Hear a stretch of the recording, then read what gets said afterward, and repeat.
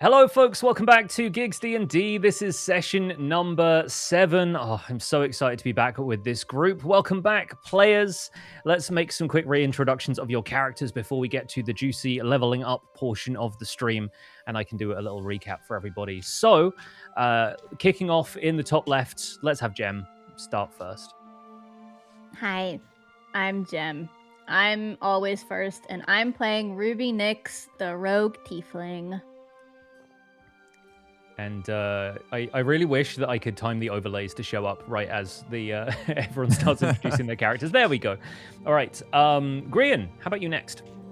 Hi, I'm Grian, and I'm playing one-of-a-kind Max Blunder, who is a cleric, and he's a bit of a goofball. He is. How much of a goofball? We will find out in today's session. We will today, that's for sure.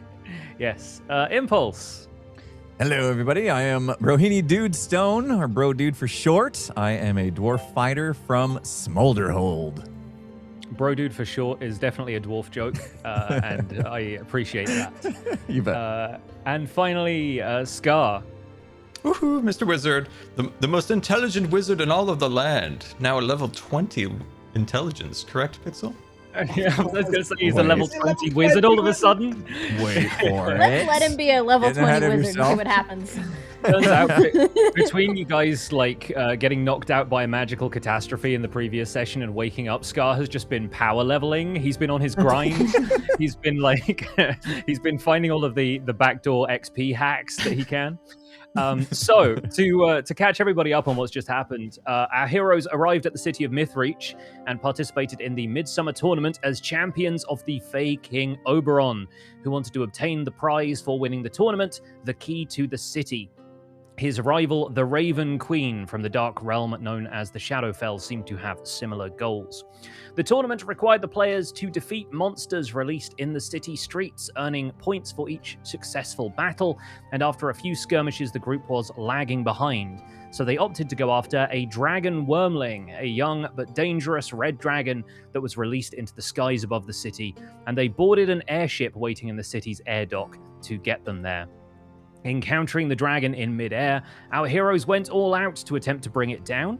With the dragon weakened, Ruby's former Thieves Guild mentor, a tiefling named Torment, previously presumed dead, appeared and insisted that they let him kill the dragon and claim the points on behalf of the Raven Queen. The group disregarded his request and finished the dragon themselves, earning enough bonus points to end the tournament on top of the scoreboard. Invited to a feast at the central citadel of Mythreach, our triumphant heroes met some of the other teams who participated in the tournament. Max immediately made friends with some bards, while Bro swapped stories with the local dwarves. Mr. Wizard spent most of his time hiding under the table from an elf whose ears he insisted on flicking. And Ruby ran into the Van Zant family, rich merchants whose house she was meant to rob back in Dunderhill, but gave Torment the job instead, and fled the city when Torment had a fatal encounter with the house guard. The Queen and Prince Regent of Mythreach arrived to present the group with the tournament prize of 2,000 gold and the key to the city. And as the group was debating whether or not to give the key to Oberon, he appeared and encouraged them to see what he would do with it. Leading the group to a tower at the apex of the Mythreach citadel, and magically interfering with anyone who might get in their way, Oberon brought them to a room with a raw node of magical power at its center. This, he said, was the heart of the city, a force he seemingly intended to unlock with the key. But as he attempted to do so, Torment arrived and scattered ashes which summoned the Raven Queen into the tower. She grasped the key at the same time as Oberon, as both she and the Fey King unlocked the city's heart simultaneously. The strength of their clash of wills and the magical force unleashed seemed to tear existence apart, and our party of adventurers awakens on a floating island in a new world of fractured land masses, with raw magic swirling in the air around them. The first person they meet is an old man driving a cart who introduces himself as Gret and welcomes them to the realm of Paradox. Before we get into leveling up, I'm going to show you a little slice of the realm of Paradox, because I have been working on something of a world map for this session. So if I'll preload this just in case it has any issues loading for anybody. But that should be coming into view for Whoa. most of you now. Whoa. It's huge. Idiotic There we go. Oh, wait, it loaded for me. Yeah, Yay! this one should have a slightly easier time loading because it's not animated or anything, but yeah, I have intentionally left a little bit of a blurry effect on this so you guys can explore and discover this as you go without there being like a fog of war or anything. But if that's showing up properly for people, then good, because this is where you find yourselves now, in the kind of bottom left-hand corner on the Isle of Awakening, where you'll find a little D&D banner icon that represents the party as you're going to travel through this sort of overworld environment, getting to various locations. But before all that, we have to level you folks up. Does anybody need to run ads before we start doing that? Because I know this is something people will want to tune in for. So let's run a quick ad, and everyone can enjoy their time admiring this world. Doing that, how do I bring up my guy? I can't find my guy. I've abandoned my boy. Go to the actors panel on the right-hand side. Yeah, I just see the party. Players? You should Oh, I say have to. players. Okay, sorry. Yeah, you have to open the players folder if it's not open already. Yeah, it was not open. That's where I went wrong. Yeah. And I'm going to open up my copy of everyone's character sheets so that I can do the leveling up along with you guys and make sure that I know what's going on behind the scenes. Whoa, look at this map. Finally, I had my thing was all goofed up. Took me a second to get it. Oh, I'm glad it's Did loading. you make this, or did someone draw this? I made this. I made this on a program called Wonderdraft, which I've been using to make world map stuff for a little while. It's kind of the sister program of Dungeon Draft, which I use to make a lot of the battle maps and stuff. So yeah, I've been getting to grips with this over the last little while. I've also been working on a world map of the material plane, the sort of dimension that you guys were exploring the rest of the time, but it takes a lot longer to fill out an entire world with detail, whereas this has kind of distilled it down to 4 or 5 locations. That's a lot easier to draw.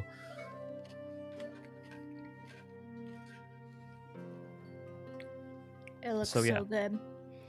And yeah, hopefully the colorful background is convincing enough as a magical vortex of raw swirling energy, because that's what it is.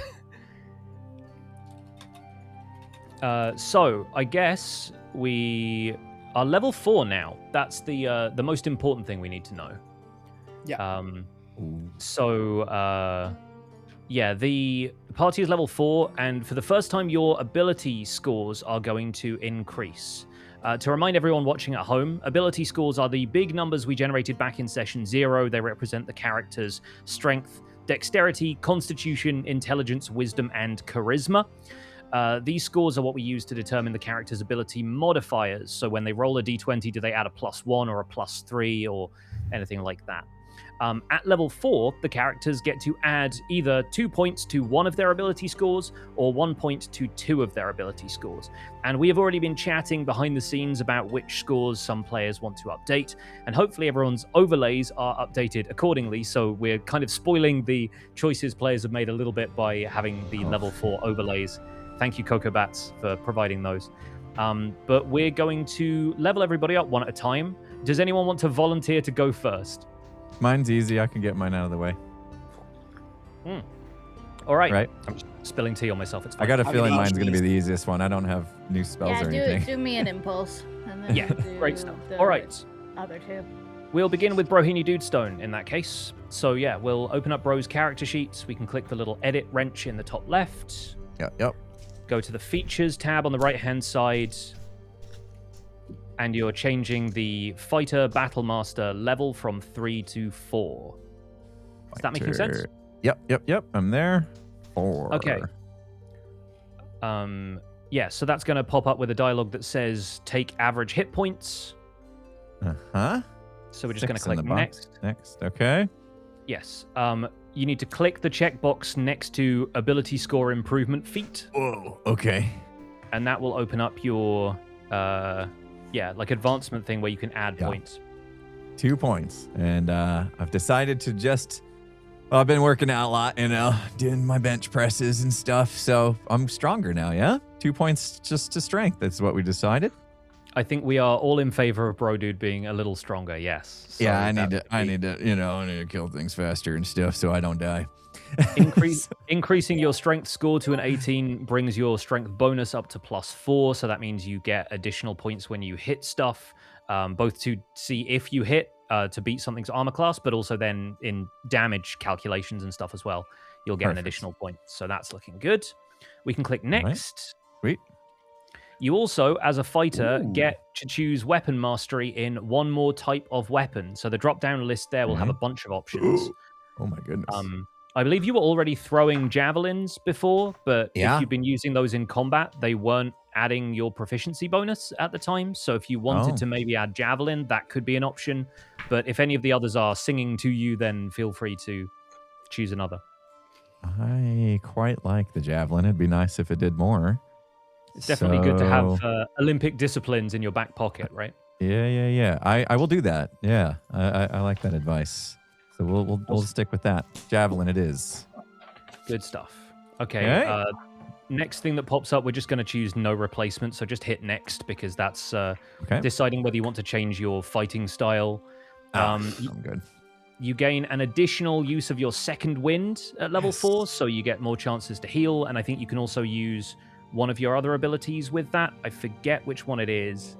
I think it might be Tactical Mind. As a fighter, you get like another use of that. Sweet. And yeah, your weapon mastery is increased, which is what we just decided. So that is Bro Dude, all leveled up to level 4. Easy.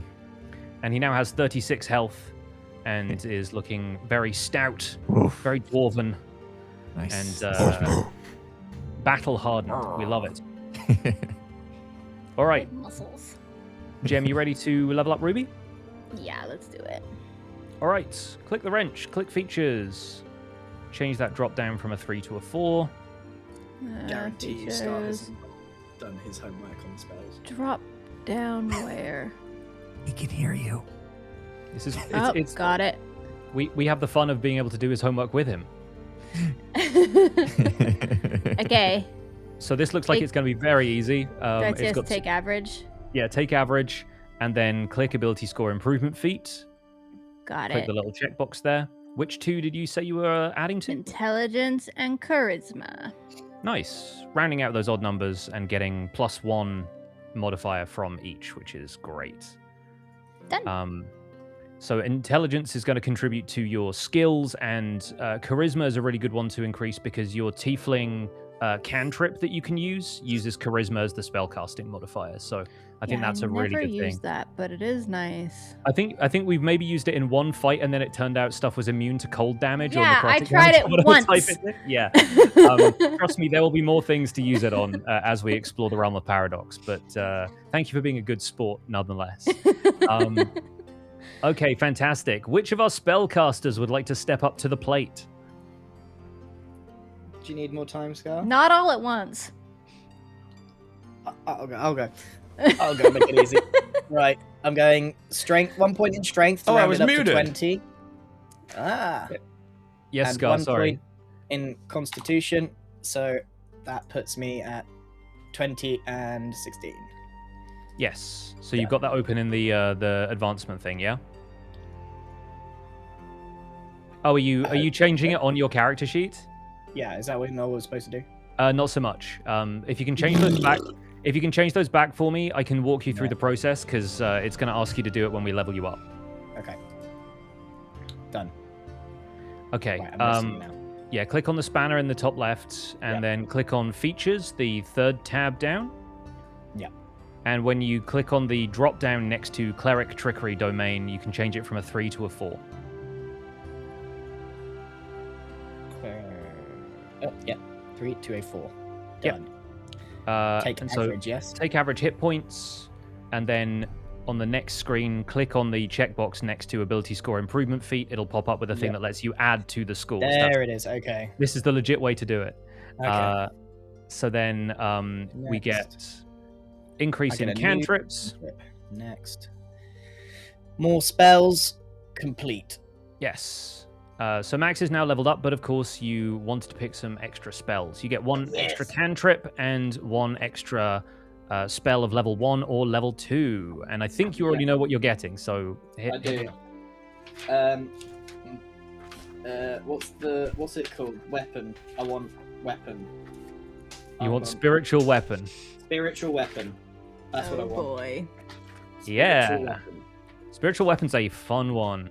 We're gonna have a good time with this. For the people who don't know what it is. Yeah, for the people who don't know what it is, you can summon a weapon of whatever shape you desire, as long as it is a weapon.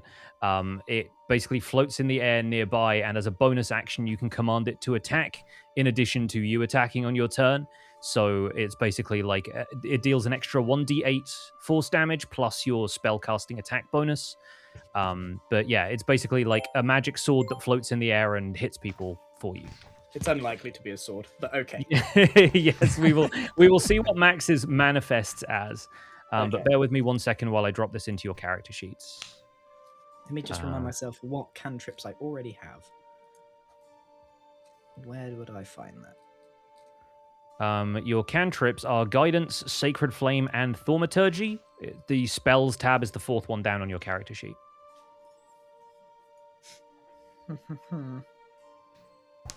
Don't know what these are. We have a light spell already. What is Word of Radiance? Let's look that one up, because I don't know off the top of my head. I'm pretty sure it will just do radiant damage, but let's see. Word of Radiance. Yes, burning radiance erupts from you in a 5-foot emanation. Each creature of your choice that can see it must succeed on a Constitution saving throw or take up to 1d6 radiant damage. Yeah, okay, so basically it's a radiant attack that attacks you in like a range around you. Right. Does Sounds that similar hurt to friends? yeah, It's friendly friends? fire. I think it's each creature of your choice, so I don't think it Okay. will hit I other get people the next to choice, you. okay. Compliment his Um, backflips. He won't get you. There's also mending, which I'm guessing does what it sounds like. It's Yeah, it does something what it says on the tin. It just I allows can you to fix- repair is it small like- objects. Small objects. Okay. Yeah. I'm gonna go for Word of Radiance. Cool. I want some more attacks in my arsenal, to be honest. Love that for you. And yeah, I will drop that onto your character sheets. Sweet. I'm done. That brings us to Mr. Wizards. Okay. So we are going from level 3 to 4. We are going from level 3 to 4. Nice. Okay. Where's your little circle Would you- thing? Your little indicator. All right, where do I go? Where do I go to attack? So I got it. Oh my god, beards in my mouth again. Okay, have you got your character sheet open? Yes, and then go to wrench, and then Wrench in the top left. Yeah, got that. And then Features tab on the right-hand side. Oh, and then just move this to 4. Yeah, and then the little drop-down list next to Wizard Diviner. Move that to 4. Is that correct? Can you see it? Is that correct on your side? It's I up. can't see it, but if it's popped up with a thing that says advancement, then yes. Yeah, probably. Probably. You should have a pop-up bar with things to choose and next buttons and stuff. I think so. Yeah, it says wizard. Then there's a little +1 there. I can invite someone. Yeah. So you click on that, and it will say hit points take average. Has that popped up for you yet? No. It might be behind your character sheet. If you want to try moving your character sheet around, it might have gone behind. Yes. Yep. Okay. All right, perfect. Okay. So, all right. So it's 4. So then click next. Yep. Okay. Let's see. Wizard. Click on the checkbox on the right hand side where it says ability score improvement feat. If you Okay. click on that, it'll pop up with a bunch of pluses and minuses. Yep. So just click plus next to intelligence twice, because you're increasing that to 20, It's not just to in level the 20. interface right here. looks No, I'm different. pretty sure.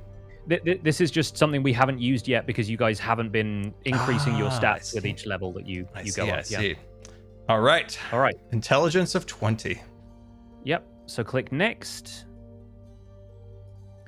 Okay. And now you know one additional cantrip and 1 additional prepared spell, kind of the same way Max has just gained spells. You have also just gained spells. Okay. And once you click complete, that is everything. But Sweet. we do need to decide on what your spells will be.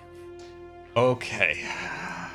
This will be an hour. So this is the bit where everyone can open the books and help Scar out if you want. Okay. Because Okay. the wizard Yeah. spell list will allow him to get... Which page is that again?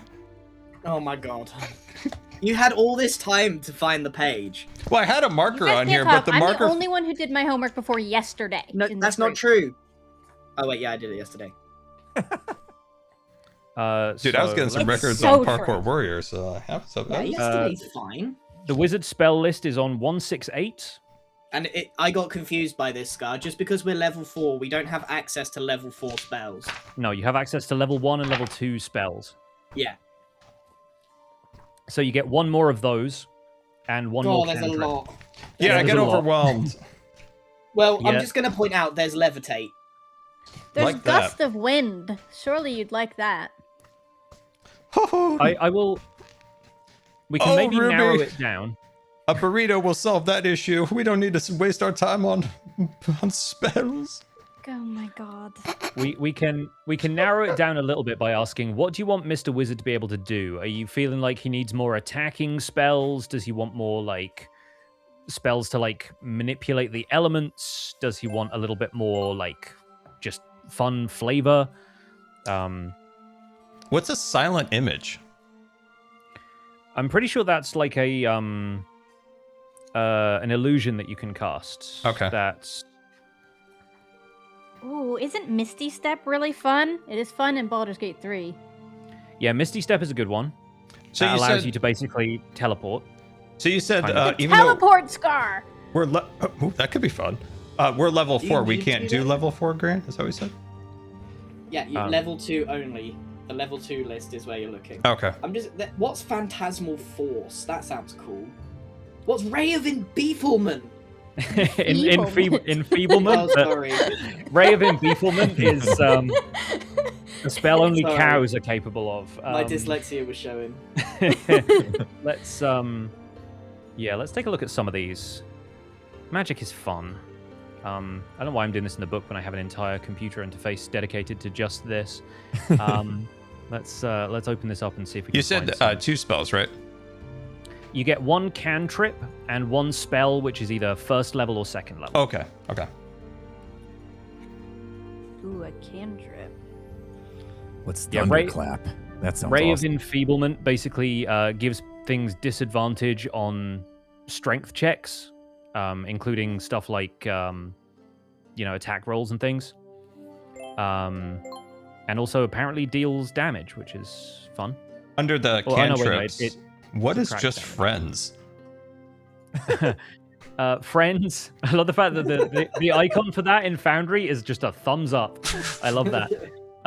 You magically emanate a sense of friendship towards one creature you can see within range. Basically, they have to roll a wisdom saving throw or they become charmed for up to 1 minute. So basically, you can convince something that it is that you're friendly, and you can convince it to be friendly to you for up to 60 seconds. That's kind of cool. Do you have There's so Firebolt many. yet? There's so many spells here. I that get I'm like, overwhelmed. I want you to have this spell, but it's so useless. Like, for What is it? example, does Spider Climb do what I think it is and give you Spider-Man powers to climb up a wall? Yeah, and that could Why be would you? Why would you ever He has a need ladder. He doesn't need that. Yeah. Yeah, no, Why- he's got He's a ramp got a ladder spider on climb all with a times. very, very clever use of. I feel like equipment. the acid arrow sounds like that would be. I want to know what thunderclap does. That sounds mighty. Where are we finding Thunderclap. It's a Cantrip. cantrip. There's it's a so many cantrip, spells. It's so overwhelming. Sounds like it's a big. It sounds like it's a big noise. That's what it sounds like to me. Does it just I I scare, think you want to take a scare things, or damage does it actually hurt cantrip. things? That's what Yeah, I was think so Over too, it. Jen. That's probably smart. Even though the friend Clap does of seem power. kind of cool. Well, or Doesn't friend. he- 'Cause friend, doesn't he have friend Ray of suits your Frost? character. He has Ray of Frost already. Yeah, he's been using Ray of Frost a lot. Yeah, but that's like the only thing he uses in combat, pretty much, right? So maybe it'd be nice to. Well, he's got that. He's got Magic Missile. He's got Mind Spike, but he hasn't used it all that much. Yeah. I think it would be kind of fun to convince a mob to be a mob, like a monster to be a friend Yeah, for a you minute. should go with friends. We'll lock in That friend fits for Mr. Wizard. cantrip. Okay, incredible. Love that. Yes. Can't wait for Pixar to figure this out. Can the monster talk when I'm their friends? No, but yeah, but basically the spell automatically succeeds if the target isn't humanoid. But we're not saying, but we could make up voices for it, like, hey, my name is Mr. Werewolf. Yeah, the way that you would talk to a You're cat. gonna get Betty the baker to not be mad at you anymore? Betty the Baker. I also I love the fact that the name you immediately went with was Mr. Werewolf. I get so overwhelmed. There's so many cool spells. Does he get 1 spell or 2 spells?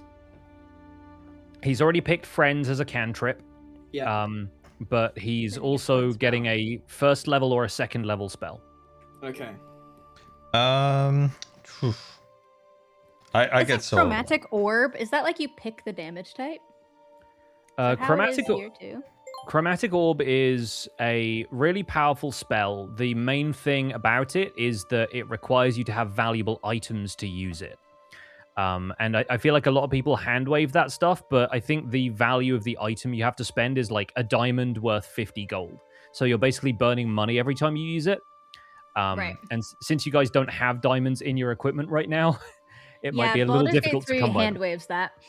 Yeah, and I think a lot of people playing D&D do, but I feel like one of the way D&D balances its more powerful spells is by having actual valuable material components.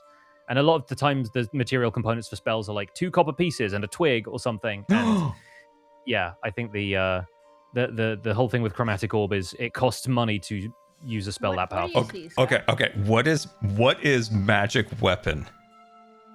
That's what I've got, Sky. Someone's not been listening at all. Magic weapon is probably just the mage equivalent of spiritual weapon. Let me But he's quickly never find going to that. attack someone with his staff, right? Or unlike. Oh no, here you go. This is slightly different. Well, maybe You a touch crowbar. If you touch a non-magical weapon, you can basically turn it into a weapon that deals magic damage, and it gets a +1 bonus.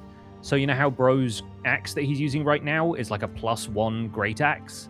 You could basically make any weapon a +1 weapon. Well, if Green already has it, I won't do. I just didn't know. No, I don't. I've got something different. No, mine's a big mine's an imaginary floating weapon that will attack when I attack. Oh, mine's different. Okay. Yeah, yours is What's a slightly rope trick? Rope trick is different. Oh, no.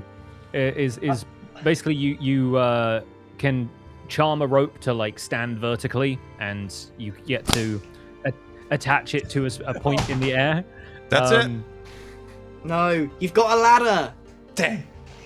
I've got an axe that I can freeze in space. Like, We have so many more Just Show solutions. something damagey or something. You've got friends. What about Shatter? Shatter sounds intense. What Shatter is a good one. He has access to that as a wizard. Yeah, there's I some of lost these the that are like page. druid. Yeah. Druid it's a specific ones or level 2 whatever. wizard. 169. Nice. Oh, I actually marked the Um, page for the spells. Oh. So Shatter, you basically get to specify a place within a range of 60 feet, and in a radius of 10 feet around that point, everything takes 3d8 thunder damage. They have to make a Constitution save to see if they take half damage, but it's a very powerful and very useful spell. Ooh, area of effect. Let's do the Kaplow. shatter. We'll Yeah. do the shatter. I should That do. sounds good. We're gonna circle back to the rope trick in the next level up. But Oh my god. Love the fact that you have a ladder and you are considering rope trick. That's incredible. Okay, cool. So I have dropped Friends and Shatter into Mr. Wizard's list of spells. Sweet. And we're all There's only level 4. one last thing Yes. is changing my halfling luck something we want to do in game. That is something I should be able to do for you now, yeah. So we were Okay. talking about this behind the scenes, and I did offer Grian the opportunity to change Halfling Luck because we're now in this new magical realm where everything's a little bit topsy-turvy, and we wanted to basically give more opportunities for Max to fail in fun and creative ways, if I got that Yeah. right. I was basically I was rolling a critical fail and not experiencing the consequences of that. So I kind of want these fails to happen naturally. Like I don't know, part of D&D is the nat 20s and the ones, you know? Yeah, so the way we're going to make this work is I'm going to edit this on 2 screens. I'm going to remove your luck. Your luck is getting trashed from your special features. So that should no longer happen naturally when we roll. I will make sure that that doesn't happen. If it does, we'll just take whatever the first result that comes up is. Okay. But in the meantime, we are substituting that from the Goliath feature set, the other thing that you could have rolled when we kind of flipped a coin to decide whether you got the Halfling trait or the Goliath trait, and this is Giant Ancestry. So let me open up the point where I can grab that, which is in Character Origins. Perfect. Okay. Species traits, Goliath. Okay, cool. So this gives you, according to the rulebook, a bunch of different options. And we were discussing those beforehand. Do we want to have that discussion on stream as well, just so people can get up to Just tell speed? them which one I chose. Great. I could choose which type of giant my mother was. Yeah, and basically. she was a cloud giant. Cool. So this gives you the additional skill, Cloud's Jaunt, which says, as a bonus action, you can magically teleport up to 30 feet to an unoccupied space you can see. Because this is a species trait, you can only use it twice per day, or you can basically use it as many times as your proficiency bonus, which right now is 2. So you can use it twice per day. You'll be able to use it more times once you level up a little bit more. But you have to take a long rest before that feature becomes available again once you've used it.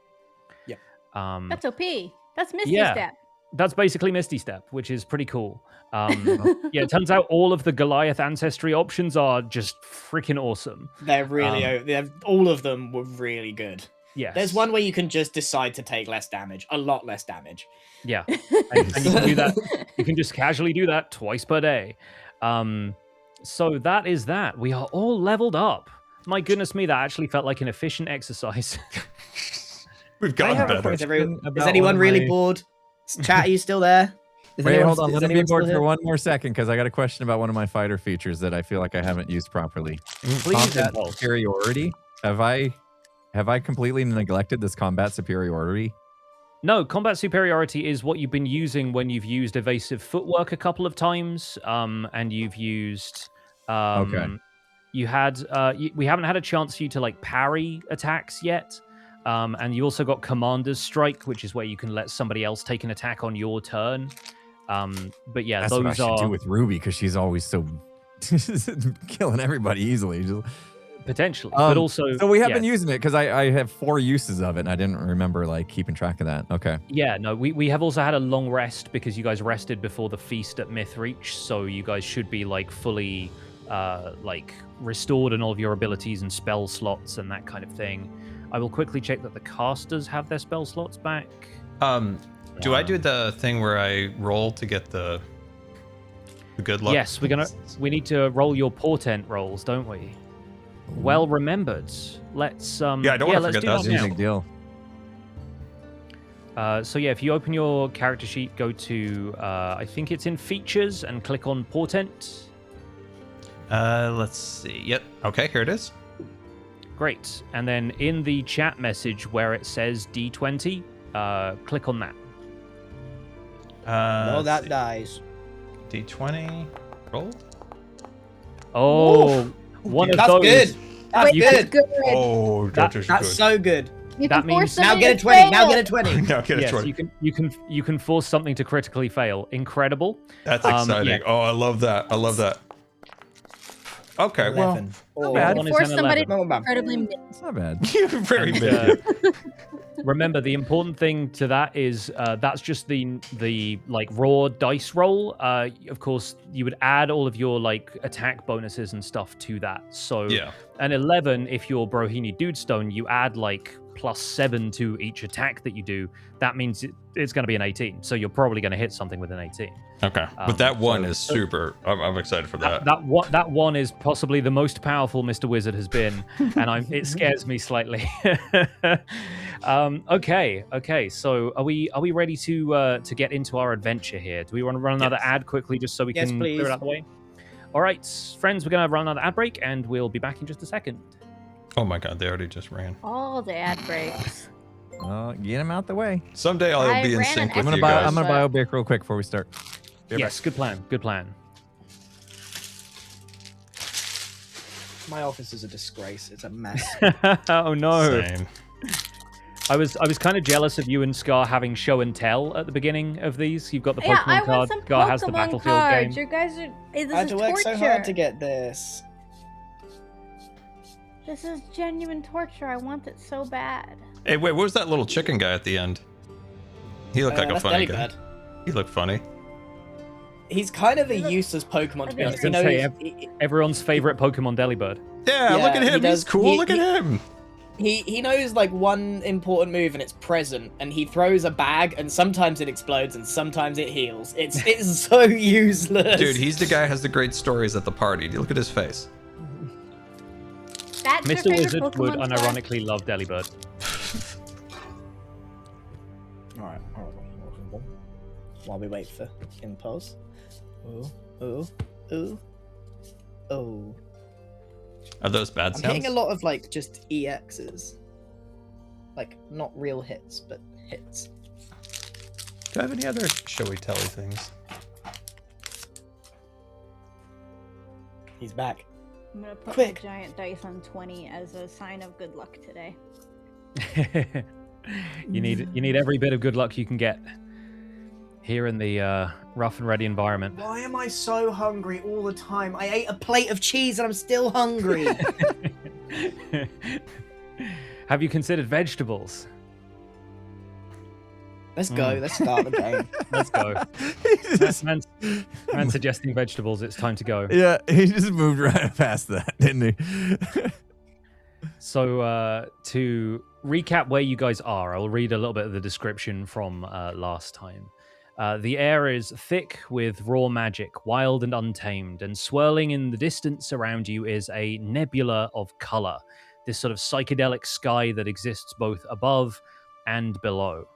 You're standing on a small island, this outcrop of dirt and rock floating in this strange new world, and a fragmented path leads downwards towards an archipelago of floating places.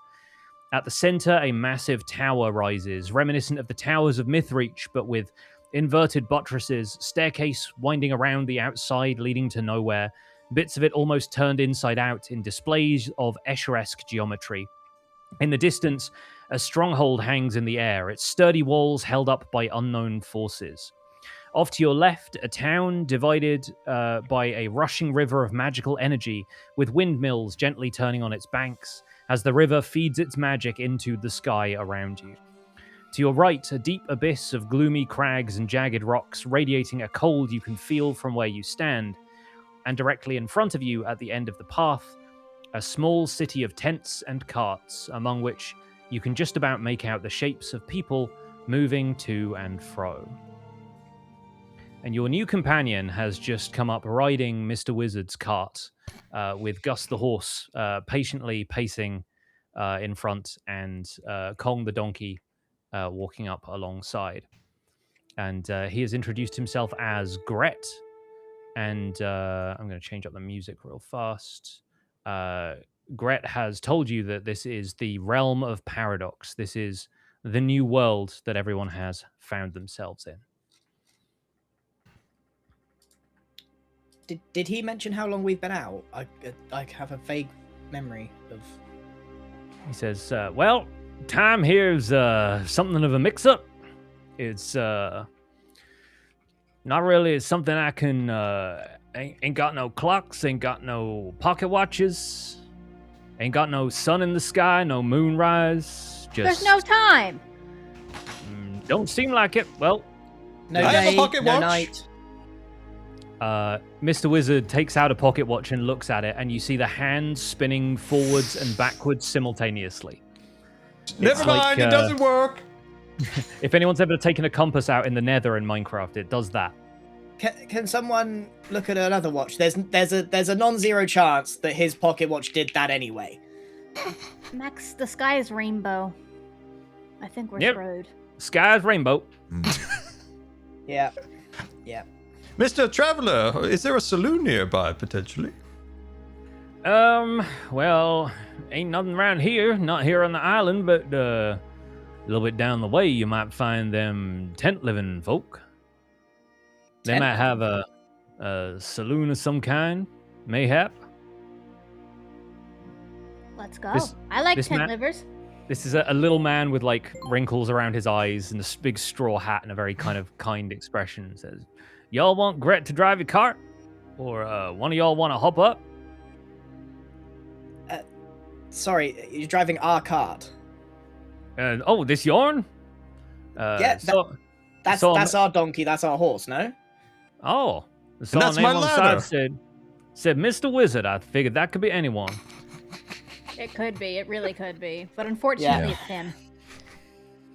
I Well, suppose we it's- can manage our own cart. Thanks. It's the tall, spindly one. He's Mr. Wizard. Well, the outfit almost gave it away. Is there any Well, food off our there? cart, in the off tents? our cart, sir. Good sir. Wait, Gret, where do you live? You could come with us. I don't really live anywhere. I sort of travel from place to place. That's just like us. Yeah, y'all mind if I tag along? Y'all seem like the capable folk. Fine by What do you me. think, guys? I matter. just accept anything at this point. Sure. Come on, Gret. In the back. Max will drive. He What? he kind of flips you a salute, hops down from the front of the cart, and hoists himself up into the back. I'll have you all know he's robbing us with kindness, being so kind and gentle, but robbing us nonetheless. Right, I get into the driver's seat looking like I've never driven I've never driven before. So I'm just Yeah. holding the reins quite loosely. Do you want to give me an animal handling check to see how well you steer the horse? Where are we? Animal handling. Oh, God. Oh, we're in trouble. Hang on tight. Yeah, you have barely got into the cart when Gus the horse immediately bolts. Sick, Gret. I Runs swear straight the for- dice is cannon sometimes. Gus runs like straight for the nearest cliff and then just sort of like rears away from the edge, turns slightly, and you all sort of lurch to one side as Max kind of steers you down into this gully that leads out from the island. I'm Don't just worry, hanging off I've got this. Don't Have worry, you don't never worry. seen a horse? I'm getting the hang of it. Look, a man just offered to drive this car, and you put me here, so I really don't think I'm the one to. Don't blame me. I gotta say, this is about as good as my driving, so use on your own. Hang on, I'm starting to get the hang of this. Where's the donkey? Kong sort of like doesn't seem to be increasing in speed at all. Just kind of faithfully Trudging along. plods. Just in the wheels have left a rut in the dirt, and Kong is just kind of following that with mechanical precision. So you guys make your way down from the island where you started. I'm going to move you guys. Each of the hexagonal spaces on the grid here is about 6 kilometers. That's about 5 miles more or less to anyone who's still metrically challenged in this day and age. So you guys you find yourselves moving along at a steady pace, but it's still quite a distance. And in the distance, you do see this sort of village of tents, and you can just about make out the figures of people moving around or like carts moving from place to place, but it's all a little bit of a blur. While the group travels, I will give Mr. Wizard the opportunity to resummon Mrs. Cat if he wants to, because Mrs. Cat was unfortunately dispatched in the Mythreach tournament, but this seems like a bit of downtime where you could cast Find Familiar if you would like to. Ah, yes, Mrs. Cat. Mrs. Cat probably got dispatched to this realm. Easily found, of course. Let me just contact her real quick here. Just give me a moment. Just give me a moment, everybody. What in Just the give me a world moment. is that, Wizzy? Ah, Mrs. Where Cat. did you get that? Oh, Oh, you found Mr. Cat. Oh, that's delightful. Yeah, we've actually found this really nice man. He offered to drive the cart, but Max Who took is the he reins, talking and we've been just it's been a rodeo ever since. Okay. Do we just think he's hallucinating? Or... Okay. Mhm. Does he need a nap? Mr. Wizard has pulled some kind of arcane device out of his trinket bag. You have no concept of what it is. It just looks like this odd lump of like dull metal with a very thin kind of spike coming out of the top. It looks like maybe an assassin could stab somebody with the spike, but it seems blunted at one end. Not a very effective weapon. Okay, all right, we'll see you then. Goodbye. Oh no, I'll say hi to Ruby. Okay. I don't know whatever that was. Where's the cat? Oh, at the pub. At the saloon, up in the town, up ahead. Right, why did you just summon the cat here? Why did you summon it over there? Mrs. Cat. Sorry, you were meant to be summoning it to you. We're not meant to be finding out where the cat is so we can go and get the cat. Sir. Mrs. Cat does what Mrs. Cat wants to do. Mrs. Cat is currently at the saloon, and we meet her at the saloon. I mean, I don't mind the idea of going to the saloon, honestly. Much as I hate to interrupt this with actual game mechanics, but Scar, if you would like to cast Find Familiar, I need you to do it from your character sheet. So we can, Mystical self. You mean the phone wasn't enough for you? I need spell slots to be used for this to take place. Okay, shoot. Can't he cast it as a ritual? He can ritual cast it, yeah. So I guess we don't have to. It does take 1 hour to do it as a ritual, I think. Surely it's going to take us an hour. 6 kilometers. Yeah, that's a long way on a horse. Get the Yeah, you find guys familiar. are. Oh, here it But is. time is not real here. It can't take an hour. Oh yeah. Okay. You don't know what an hour is, Pix. I think you guys are still moving through what feels like time in a linear fashion. It's whether or not like day or night happens, or whether or not He's there's making a us reinvent time. yeah, there's an appreciable measure of what time is here. Okay, fantastic. So we have Find Familiar cast in the chat, and Mrs. Cat, I guess, will be at the pub wherever you guys end up. You didn't summon the cat here. That's insane. And Mr. Wizard will know she's around when his telepathic connection kicks back in when he's within 100 feet of her. So we'll figure out where that is in a second. In the meantime, as Max continues to drive the wagon down into this little spit of land here, and the land broadens out into this wider realm of canyons and a network of passageways through what feels like a kind of dusty badlands sort of area. I'm going to make Max roll a survival check for me. Why? What? Survival. Uh-oh. You chose to drive the cart, my friend. You're the one who's leading the team right now. 16. All right, a 16 is pretty good. So, do I need to use my stone sense? No, maybe in a minute we'll see. Up ahead of you, on this dusty trail that everybody is currently driving on. I haven't done the cart on this scene, so apologies, friends. But yeah, you notice. I think you sort of pull the cart to a halt. You sort of rein in the horse, and you notice that there are tracks in the dirt, in the dust around you. Where the dust has sort of shifted a little bit, but there is the outline of large hoof prints here. Looks larger than like a beast of burden, like a horse or a cow or something. It's you spot these from a good distance away. Don't worry, I'm gonna take a real good look at these tracks and see if I can identify them. We stopped the cart.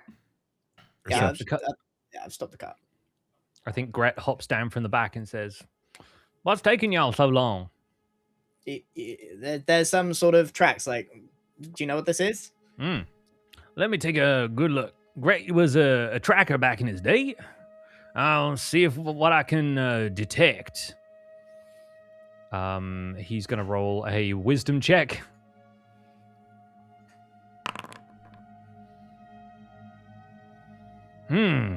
This here looks like, sure bigger than the steer. Could be a minotaur of some kind. Could be. Minotaur. Oh, don't worry, it's just a miniature. You say minotaur, I say minotaur. I'm gonna have a look as well. And Scar says miniature. Don't worry, it's just a miniature creature. Go ahead and roll me a nature check. Anyone who wants to. Max can do that, or anyone else can do it. I forgot who Max was got the it. best nature. 21. Grad seems to know his stuff. Like, this looks like a hoof print large enough to be a creature like a minotaur, like a larger kind of hoof creature. And in the distance, as you're inspecting this hoof print, you hear this strange, rattly, hollow sound, and the sound of heavy footfalls approaching. What do you guys do? Do we know anything about minotaurs? Like, does that? What do we know about them? Have we seen them? I know a thing or two about mine. Like, I feel like Ruby would have never seen whatever this is. Can I use my stone sense to sense how far away this rumbling is coming from? Absolutely, yeah. Oh, that's cool. Read us Alright. the description of stone sense if you have it there. If we can. Stone tremor sense, stone cutting. Stone cunning, right? Yes. With a range of 60 feet for 10 minutes, we have to be on stone. I'm assuming this path we're on underneath some of the dusty trail is stone, right? Mm-hmm.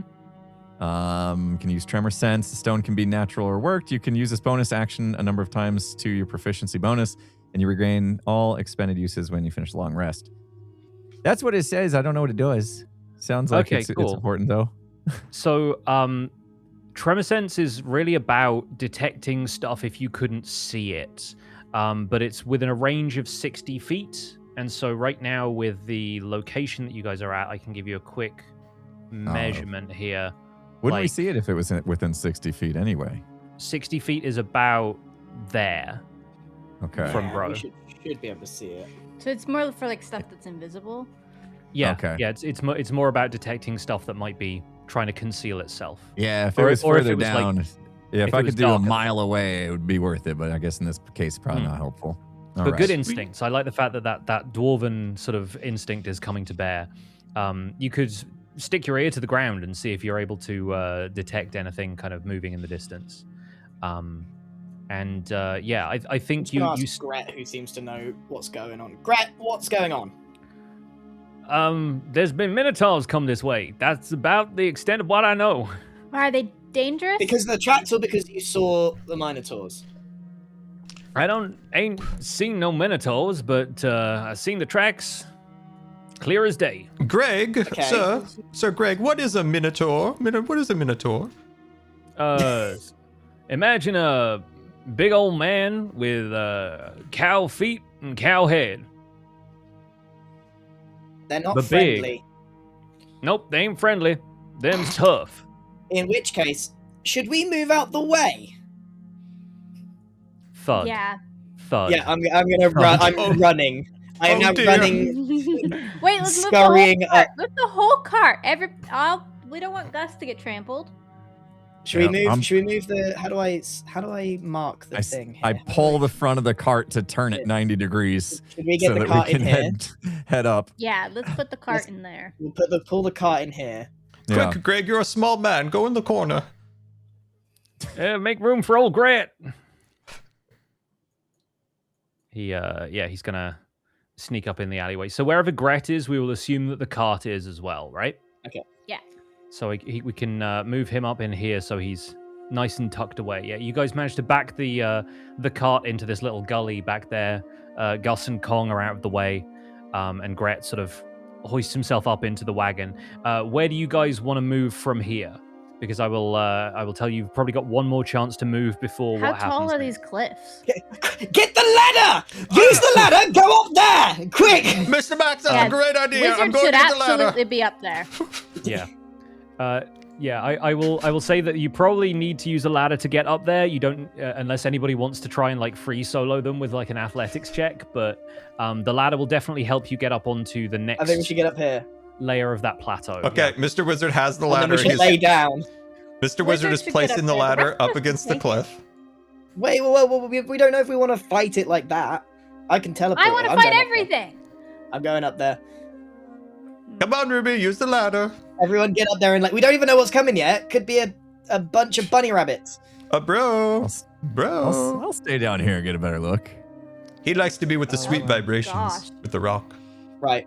Okay, I can see we're all now laying on the top of the plateau. And bro is just kind of out in the open, waiting. Yeah. Yeah. All right. Come at me. You hear this repetitive thud, thud, and then this noise that sounds halfway between like a screech and a rattle. And lurching their way into view, further down this canyon, are two enormous skeletal minotaurs. Too late to change my mind. I think the tops of their heads, they can't quite see above the cliff, but these are huge creatures. And so, yeah, you are just about out of their eye line, laying down on top of the cliff. But they kind of pace their way into this canyon as though sort of marching this trail, not really on patrol, but not really animalistic either. There is something very methodical and searching to their movements.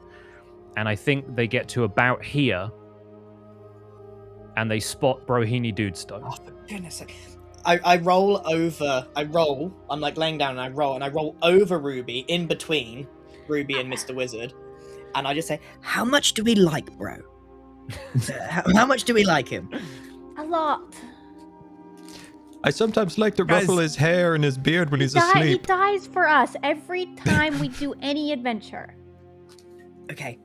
I'm not going to judge these guys by their looks. Okay? They could be friendly for all we know. He's kind of dumb, isn't he? Ruby, can you form a psychic connection with him so we don't shout? Yeah, but I can only do 2 people, so I'm gonna do me, you, and him. Wizard, just sit No, there and you got sleep, me okay? too. You got me too. It's okay. I have a way of tapping in. Just sit there and look pretty, buddy. Hey, good job. I'm tapped in. Okay, I don't know how to use up one of my dice for this, but consider it used. Let me find that on your character sheet real quick. Yeah, that is in features and it's psionic power.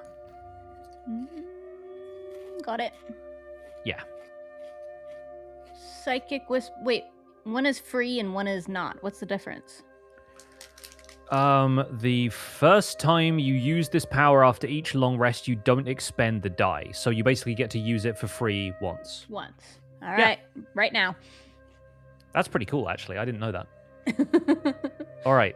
So you managed to set up a psychic network between you, Bro, and Max. What do Hey, you Bro. say?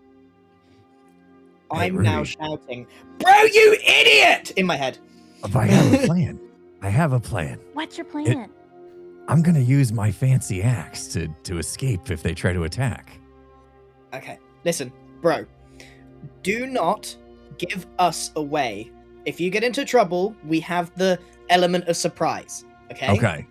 I'll lead them behind me. Don't And leave then him that way they won't be looking backwards and you guys can attack from the back if needed. They might be friendly. We don't know. Okay. Tell bro I said hi. Wizard says hi. Wizard, Oh. be quiet. Yeah, tell them to be quiet. I'll Each find of out the if these guys Minotaurs, are mean. they take an additional step forward, and I think probably, let's say this one makes this noise like... And it That's sort of weird. half bellows, half rattles at you. And it lowers its head, ready to charge. And we're going to roll initiative. Uh-oh. Whoa. But it looks so friendly and cozy.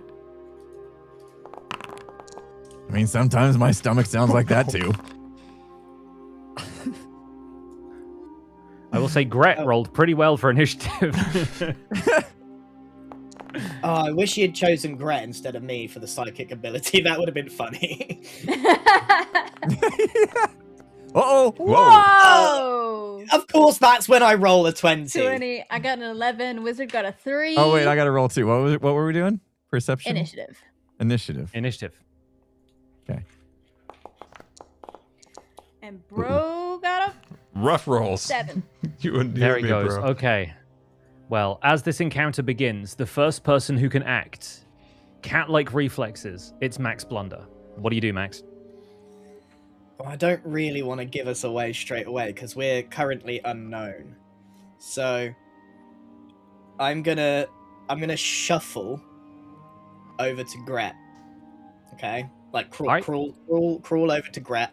I'm just You gonna like peek kind of- just shuffle along like this. Yeah. And I'm like just gonna army peek crawl. my head over the top. I'm just going, Gret, Yep. don't be too loud. But we've got some undead minotaurs round the corner. I wasn't planning on being loud. On a scale of 1 to 10, how useful are you in a fight? I'd say about a 3, maybe a 4. Why are you not panicking? Yeah, never really found it all that beneficial to panic. Okay, keep the horses calm and donk, and just stay put. I ain't never kept anything donk before, but okay. Alright, and I'm gonna start shuffling back, and that'll be my turn. Fantastic. Okay. Max, do something. Bless us. Do something useful. Don't you have like a fake person I would you like can to make? tell him that in his head. Sorry, Don't you have a weapon you can literally put down there? Do you have an egg? I'm a little hungry. Let me look at my spells. You've maxed out your movement, but talking is a free action, so I will let you do something else before it ends your turn. Okay. Where are my spells? Spiritual weapon. It's near me, right? Let me quickly check the distance. on Within spiritual. Like you were range literally in a going to space talk for your whole nat 20 action. The range is 60, the range is 60 feet. It says at the top, so you can cast this as a bonus action, and you can basically have it appear within 60 feet of you. I'm gonna bless up. Man's gonna bless. All right, who are you blessing? It's 3 people, right? Yes, and I think everyone is within 30 feet of you. Yeah. I will roughly. say, Bro, Ruby, and Mr. Wizard. All right. What Sucks about to be Gret, I Greg? guess. Yeah, all right, there we go. Bro, Ruby, and Mr. Wizard are all now blessed. Max has to keep concentration on that spell, and that's going to be the end of your turn. The first creature to act is the Minotaur skeleton. This one down here is going to run at Bro, has a movement of 30 feet. It gets there, and is going to attempt to gore you. So, going to quickly roll a moving attack. All right, does a 16 hit Bro's armor class? I don't see the Minotaurs in the initiative. My armor class is 16. That means it hits. You're not seeing them in the initiative? No, I just see us and Gret. Okay, There they are. 1. I need to toggle their visibility for some reason. There we are. Fantastic. Okay, so 16 hits. I need to roll some damage. And okie doke. Ooh, okay. I hate when he makes that noise. Yeah, that is going to deal 21 damage to Brohini Dudestone.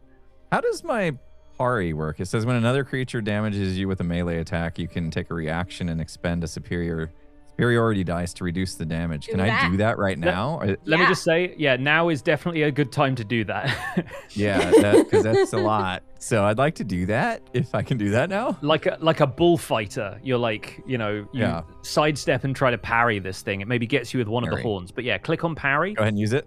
Okay. Yeah. And roll. Roll that die. Okay. That's something. Fantastic. Yeah, so that's basically going to take off 8 damage from the 21 you would have received. Oh so my God. you're only going to take 13 damage from this. Only. Yeah. Only. All right, so that puts me at 23. Yeah, so you get one of the Am I horns, still talking to but Ruby? not the other.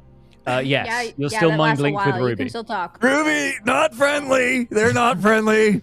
Thanks for the update, bro. I really It's almost like you should have come up the stupid ladder. Don't worry. I have knives. I have knives that come out of my hands.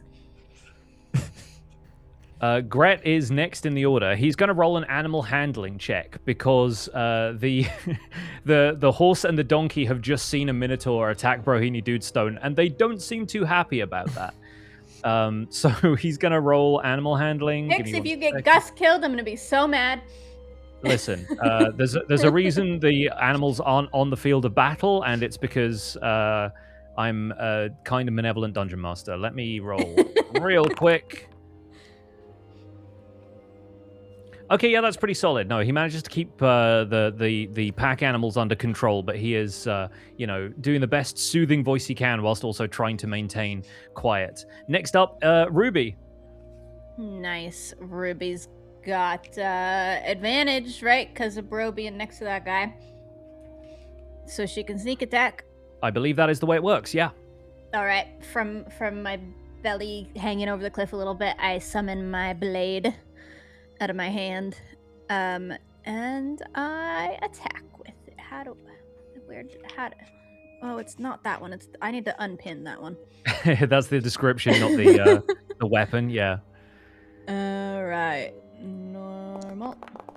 Roll that beautiful bean footage. Oh, boy. Oh, a 13 hits.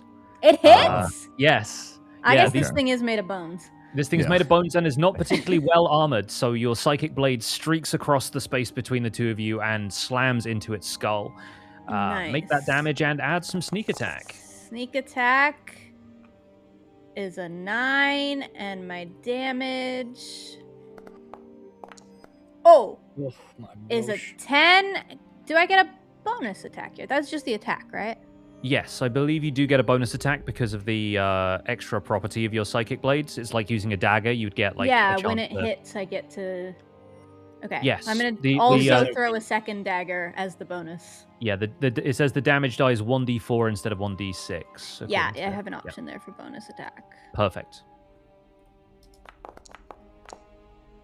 Woo! Hit? And that definitely hits. Yeah, Yep. that definitely hit. It was a 21.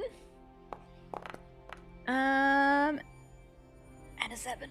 Oh, okay. Two So blades just that's instantly. 26 damage total. Oh, Yes. This thing is immediately rattled. It can't be bloodied because no blood, but you can tell that you've loosened some of the joints between the bones, and bits of its like rib cage start to fall out as this torrent of psychic blades slams into it. he's getting Hang in there, freaky. bro. Does that not add up to 28? Or am I? No, I don't think so. It was 21 and 19 7? and then Oh, 7, so 26. Oh, 19 and 7. Okay. Yes. Yeah. That's everything for Ruby, though, yeah? That's everything. I tell Bro he's doing a good job and give him a thumbs up from up on the cliff. All right. Well, hopefully that encourages Nice Bro. job, because it's Ruby. now his turn. All right. Well, I mean, since it seems to be maybe potentially on its last leg here, I might as well just hit it with my gnomish great axe. I was thinking about retreating out, but I'm gonna try to finish this thing off. All right. Go for it. All right. Controlled actor does not have an item with the name gnomish great axe. What happened? Oh, you might not need to change Oh, I gotta that. re-drag it in my Renamed it. hotbar because Yeah. you renamed it. Oh, okay. It's, no it's worries. the it's the immovable axe now. The Sorry. immovable axe now. All right, I will re-drag it later, but I'll click it in now. Normal. And here we go. That's gonna hit. 19 definitely hits. Phew, okay. Go ahead All and right. roll that damage. Damage is up here. Okay. Gimme. 9? 14. 14 is looking very good. Okay, yeah, no, that thing, Okay. it definitely takes out its leg, but the thing is still kind of thrashing around. Whatever force is animating it is still keeping it alive, but barely. It's taken a bunch of Oh. damage. So that's the good news. Ruby, tell the guys we need to finish this thing off or I'm going to bail out right now. Well, the bad news is it is the other Minotaur skeleton's turn before we get to Mr. Wizard. Oh. So the other Minotaur skeleton... Should I bail these- out now? These things do not seem particularly bright. So I will. Did you want to do anything else before we end your turn? Sorry, I kind of skipped ahead slightly there. You might have something else you can still do. Yeah, I was thinking, do I maybe take a evasive footwork that gets me? I can disengage, right? But that's a bonus action. That means I'll have less bonus actions potentially, or how's that work? You'll use a combat superiority die, and then Again. yeah, you get to disengage for free, so you get to move away and you raise your AC. But then yeah, that's your bonus action for your turn. I think I'm gonna save it. I'll stay put, I guess. He'll stay. Okay. Right. Back to this Minotaur skeleton. It is going to charge at you because unfortunately you're the only person it can see right now, and these things are not smart. So once again, this thing is going to attempt to gore you as it runs. You're fine, bro. You're fine. I might have to parry again. You're fine. And that is a 20 to hit, so that definitely hits. Is it a crit? No, that was not a natural 20, but a 20 total. 20. Yeah. So we're going to go ahead and we were in roll. danger if that was a crit. Roll that damage. These things do extra damage if they are running at you. So it's going to hit you for a total of 18 damage. Jeez. Are you still alive? I think I might parry again. You're going to parry it again? Fair play. Is it parry or parry? It's Parry. parry. Parry. Parry. I'm gonna parry. Okay, that's your reaction. Using these up quick. 5. All right, you managed to halve that damage, so you're only going to take 9, having rolled 9 on the parry. 14. Wow. Rough day. Brohini Dudestone, amateur Toreador, is somehow managing to only get one horn and not both. All right, fantastic. That is going to be the end of that Minotaur's turn. Now it's over to Mr. Wizard. Ruby, tell him next time to use the ladder. Wizard, just shoot it with ice or something. Bro, Ruby guys won't hurry let up me and use kill the these things psychic before they kill me? powers. Yeah, the Minotaur sort of looks up and around as it hears a voice coming down from the plateau. Don't tell the Minotaurs, but next time use the ladder. Wizard! All right. Did you do anything quietly? Hold on. No, Mrs. Cat, I'm busy. Okay. All right. All right.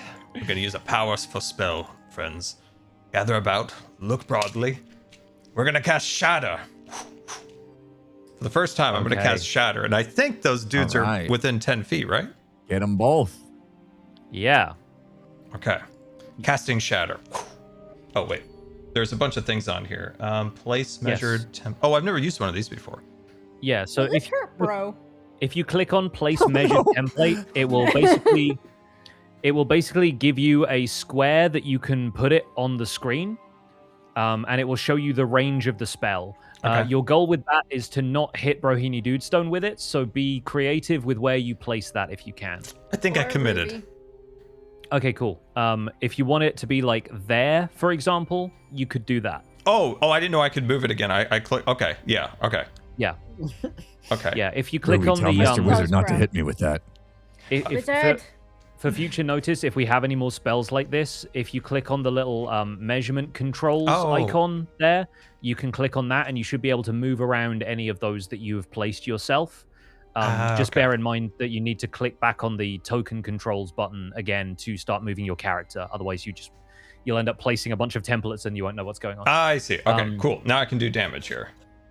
Yes, Mr. Wizard casts Shatter, and that's going to be a Constitution saving throw from these two creatures. So I'm going to roll that quickly now. Okay. The first one fails, as that's a DC 15. It got a 10. And the second one makes it with a 15.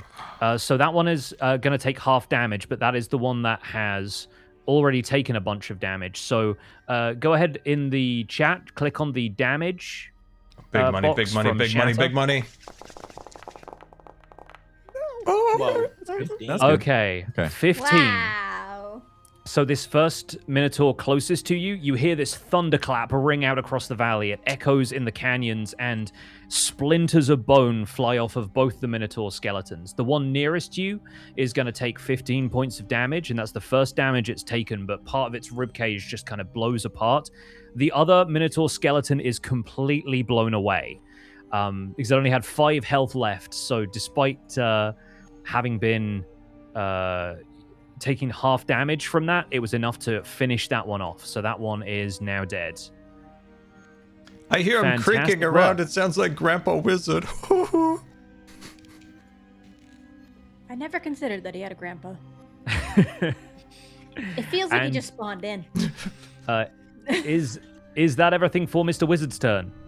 Yeah, that's it. Yeah. Fantastic. All right, moving on. We are back at the top of the order with Max Blunder. How high up are we? I'd say, how tall are these things? I don't know if it's going to give me a proper description of it, but I'd say you're maybe 20 feet up, 15, 20, something like that. Oh no. What's That's he quite thinking? high. Is he Oh, gonna dear. backflip?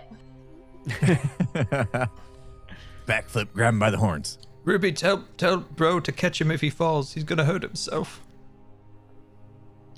I'm not saying that.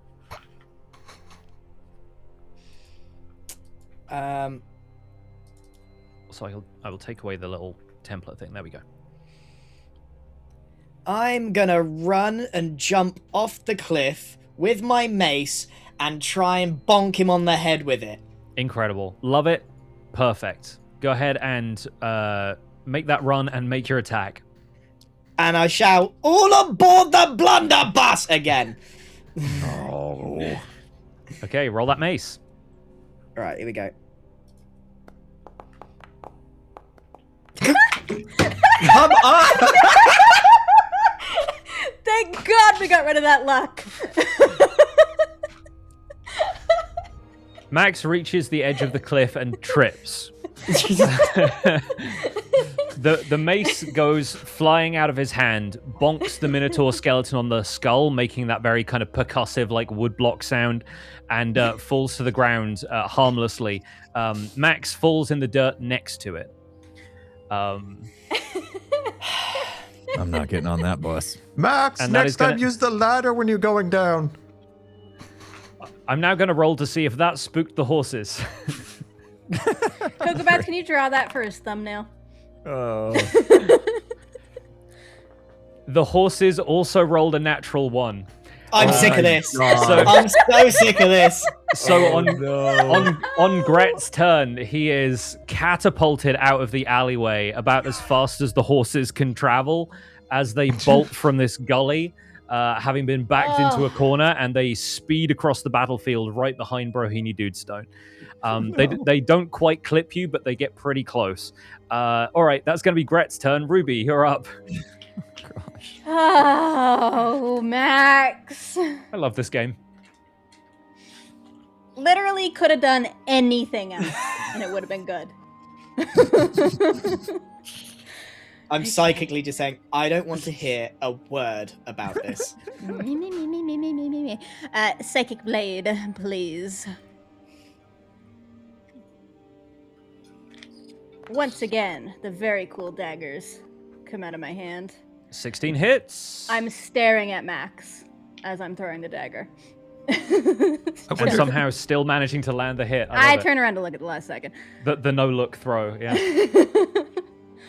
And sneak attack because bro's still there. You're welcome. 5 and damage. 2, 6. And I'll do the bonus again. Okay, you're going to do the bonus attack as well? Same thing. Just make sure we get some good damage in. Ooh, that might not hit. That'll hit. 16. Okay. Bless doing work once again. And a little bit of damage for the bonus. 6. Okay, so 6, 6, and 5 for a total of 17 damage. This thing, as with the previous one, is looking quite rattled by that. Yeah, it's sort of chipping bits and pieces of it away. That's good from Ruby. Anything else on Ruby's turn before we go to Bro?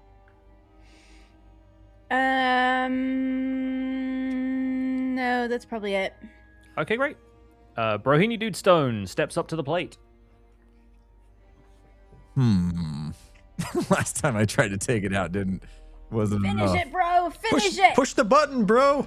Second time's a charm. Let's go for it. All right. Oh, I forgot to put my hotkey for the. I gotta use this thing again. It's amazing. Where is it? Must find my new axe, my movable axe. Here we go. Let's finish this job. Ish. Let's Yep, go. That's Good. That's gonna land. That Yes, hits. absolutely. That'll help. All right. Big damage. Big damage. No whammies. Come on. Yeah. Ooh. Nice. I'll take it. 16. 16 damage finishes this thing off. Brohini Yes. Dude Stone uppercuts it, and it clatters into the dust as a collection of bones and nothing more. We are out of combat, and the the horses continue to run around in circles as Gret frantically tries to rein them in. But yeah, eventually, after doing donuts for a little while, he manages to get the horses back together. Oh, Gus, you poor thing. I head over and pick up my mace, stand on top of the Minotaurs, and just say, another win for the blunderbuss. I'm gonna kill him. Nailed I'm it. gonna kill Oh him. my goodness. Wizard, I'm gonna kill him. You know, Ruby, we should tell him to. Oh. He fell asleep. Did he just fall asleep? He did. He absolutely fell asleep. What's What is he going on? tired for? You didn't do anything. I was the one taking all the damage. He just I'm fell fine, asleep. by the way. Bro, we are carrying this party basically on our backs. Oh yeah, I mean that was nothing. I took a little bit of damage, but nothing like the days was my brother Stonrick beating me up on the daily. You know, I can take it. Super impressive. I would like to snuggle into Gus the horse. Gus And gratefully comfort him. accepts the snuggles, and you hear his heart rate slow down to an acceptable level. Max, says- have you picked up your ego? Can you get in the cart now? Got my mace right here. How did you know my mace was called Ego? Your mace is called Ego? Yeah? How I did think you she know was that? making a joke. It was a lucky guess. Mr. Wizard says that in his Easy, sleep. guys. Is there anything on these Minotaurs? Can I have a little look around? Collections of bones. Some of them might make some interesting trophies, but outside of that, you've not got a whole lot you can loot off of them, unfortunately. Okay, well, I might as well take a little bone for my pocket. All right, you grab a Minotaur bone, and is everyone ready to hit the dusty trail once again? Yeah, as the wizard's Yeah. sleeping, can I have a little rummage? Oh no. Absolutely, you can. Please do. In fact, I was actually able to find a trinket table that I can roll on in Foundry, so we're gonna Oh, go ahead and- nice. we're gonna go ahead and roll that. I will let you have it for free simply because Mr. Wizard is asleep. Yeah, but I don't want the others to notice. Okay, cool. All right, then roll sleight of hand, and just for fun, we'll have Scar roll a perception check with disadvantage. Okay. Ooh, God. 14. I always lose the 14 is spots. pretty good. Okay. Perception. Oh, where? Why am I missing it? Oh, here it is. Sorry. You got And it. then disadvantage. Disadvantage, yeah. Oh, yikes. 2 4. The doesn't double matter. fours. Yeah, no. Mr. Wizard sort of turns over in his sleep, giving Ruby the opportunity to fetch another trinket out of the bag. I'll say with a 14. I don't think that beats anybody's passive perception, although maybe Max's. Max is is getting Max's? bones right now.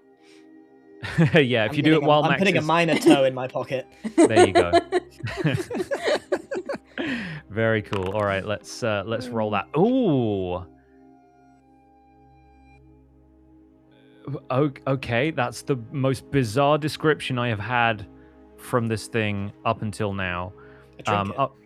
Yeah, I had Max highlighted, so it's going to show up as something that Max has, but I will reveal this to everyone. A wooden box with a ceramic bottom that holds a living worm with a head on each side of its body. It's a worm? There is a There's two-headed no way worm. I just got a worm. That's so lucky. Also, With a face how, on either end. yeah, how do you know if it's like Like got a human face. not What kind of face? It just says worm a head. face. It doesn't necessarily mean a worm head. Oh, that's William the Great. You're Mr. still Wizard asleep. says randomly You're in his asleep. sleep. He didn't sleep. He just randomly says that's William the Great. I don't want to know what he's dreaming about. And with William the Great in Ruby's pockets, I guess, you guys make your way back onto the trail, and we'll return to the world map. I've lifted Mr. Wizard and just plonked him on the cart. He's still Yes. asleep. Shatter just we may as tuckered well- him out and going up the ladder twice. He's He's shattered. shattered. Some would He's say. We'll run a quick ad break here, just in case anyone needs to run to the bathroom, get refreshments, drinks, snacks, any of that stuff. I think mine just. played, God, but this I'll is a play funny another session so far. I'm so glad we got rid of your luck. one. That's why we do it, chat. That wouldn't have happened. It would have rolled it again. Yeah, and then it would have been a non-funny number, like a 12 or something, you know. It would have taken away my funny moments. Yes. I've As taken if you got a 22 worm hit with points two of heads, damage today already. Oh my gosh. If you ever had a health potion on you could drink on the way. I The good have news- I can healing. Wait, no, I have second wind. I think I could get some back with, but it's not going to be a lot. We'll say that your time on the cart, assuming Max is driving, you would have enough time to take a short rest, Okay. and that would allow you to roll some dice to see how much you can heal up in about an hour's worth of Bro can travel. have a nap too. Everybody's having a nap. Yeah. Okay. It's not quite enough for a long rest, and I think honestly the cart is not comfortable enough to have a long rest while it's moving. But yeah, if you open up your character sheet and click the little knife and fork icon at the top, these kind of remind me of like the motorway rest stops that you get in the UK, where it's like you can eat here Okay. and there's a bed for the night. I don't think I need Um, the sleep, right? I didn't spend anything. Yeah, I think unless you're, I'll stay awake with the horses. Did that register my short rest? No. I don't see it Oh, coming up in okay. chat. It is. It is. Mr. Wizard had a very nice short rest. Yeah, Mr. Wizard was short resting before everyone got on the cart. Mm-hmm.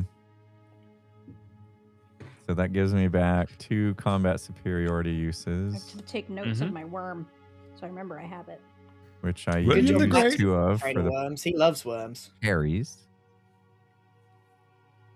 And then is that supposed to restore hit points? I'm looking to see if there's a thing you can click, and if it doesn't look like there is, then I'm trying to see where the hit dice are on this.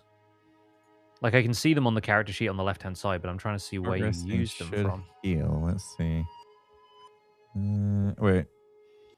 Automatically spend hit dice until they run out of, or health is full. What's hit dice? Yeah, hit dice are the things that you roll to recover hit points in a short rest. You have 4 of them because you're level 4 right now. Okay, I need to click the auto spend HD then for my rest. I guess so. Yeah, if you want All right, to let me fully click heal, that. then yeah. Okay, is it okay if I do it again then? Yep, there you go. You've spent all 4 of them, and What's that got you a bunch of health back. All of it. 18. Mhm. Oh yeah. So, yeah, Okay, so not it- quite full, but at least I'm 32 out of 36. Okay. Yeah, it added the health on automatically as well. So yeah, you don't need to. Yeah, I see that. to Nice. do that. Cool. Okay. Okay, But that's glad that probably works. it for those for the day, right? Yes. Yeah, you get your Okay. hit dice back on a long rest. Okay. Yeah. I'm back up to 32 then. Okay. That feels better. All right. If we're ready to continue, Mr. Wizard does have a Ready. long backstory for that worm at some point. No, there's you don't There know is- I have it, sir. On There is- the way there, I've been silently thinking about how calm Gret was that entire encounter. 2 and giant skeletal monsters, and he was just cool as a cucumber. but the horses not so much though. No. But yeah, you finally make it in towards this distant realm of tents, and I think, Max, you start to get a familiar sense about this place, and improbable though it seems, you see familiar canvas, you see like the like little sideshows and stalls and things that would have been set up at the Circus of Wonders. And I want to ask how Max is feeling as you see some of these things that have been familiar to you in the past, but kind of lost to you more recently. Max is now. Are we in the car still? Yes, yeah, you guys are in the cart. I'm just gonna ask Gret to take over for a minute, and I'm gonna sort of hop down and sort of like I'm in a bit of a dream, just running my hands along the tent fabric and Mm. just feeling it. And it's been a long time since Max has seen any of the circus, and he's just trying to rack his brains of whether this is the Circus of Wonders or if this is some kind of illusion, because it all seems very familiar to him. Mm. But Yeah, something's not quite right. You wander along in this kind of dreamlike contemplative state, remembering the time that you spent, your sort of formative years, learning a little bit of the craft of a cleric and trying to style yourself into who Max is now. But something about the adventuring life still calling to you, eventually decided to part ways with the circus and crept off one night. And that was maybe sometime before the party found you in the tavern in Strawborn. But Max has been away from the circus for, I would say, probably like over a year at this point. Does that sound about accurate to you? Yeah, year and a half, 2 years approaching. Not quite sure how long it's been. Yeah, but long enough to try and sort of cut his teeth in the outside world a little bit, independent of this sort of society that has cared for him, but has always tried to impose their ideas on him, impose their kind of structure on him. But yeah, like the tent fabric feels solid, like everything feels real. There's nothing illusory about this.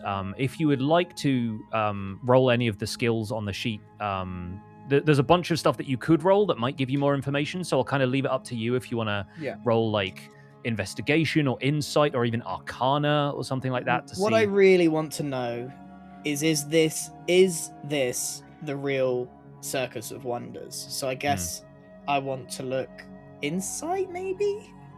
Yeah, I think insight or makes sense. investigation. Because it's something I already am familiar with.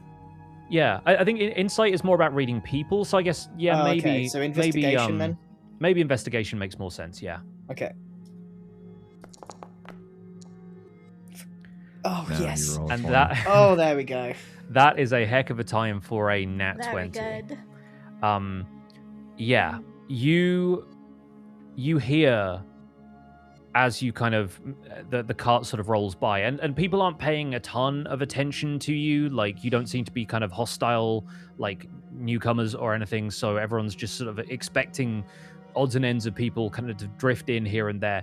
You spot a few people who you know aren't with the circus, like you would recognize faces, and they don't seem to have the same kind of like upright posture and sense of like nobility and the sort of austere face of the circus that gets put on.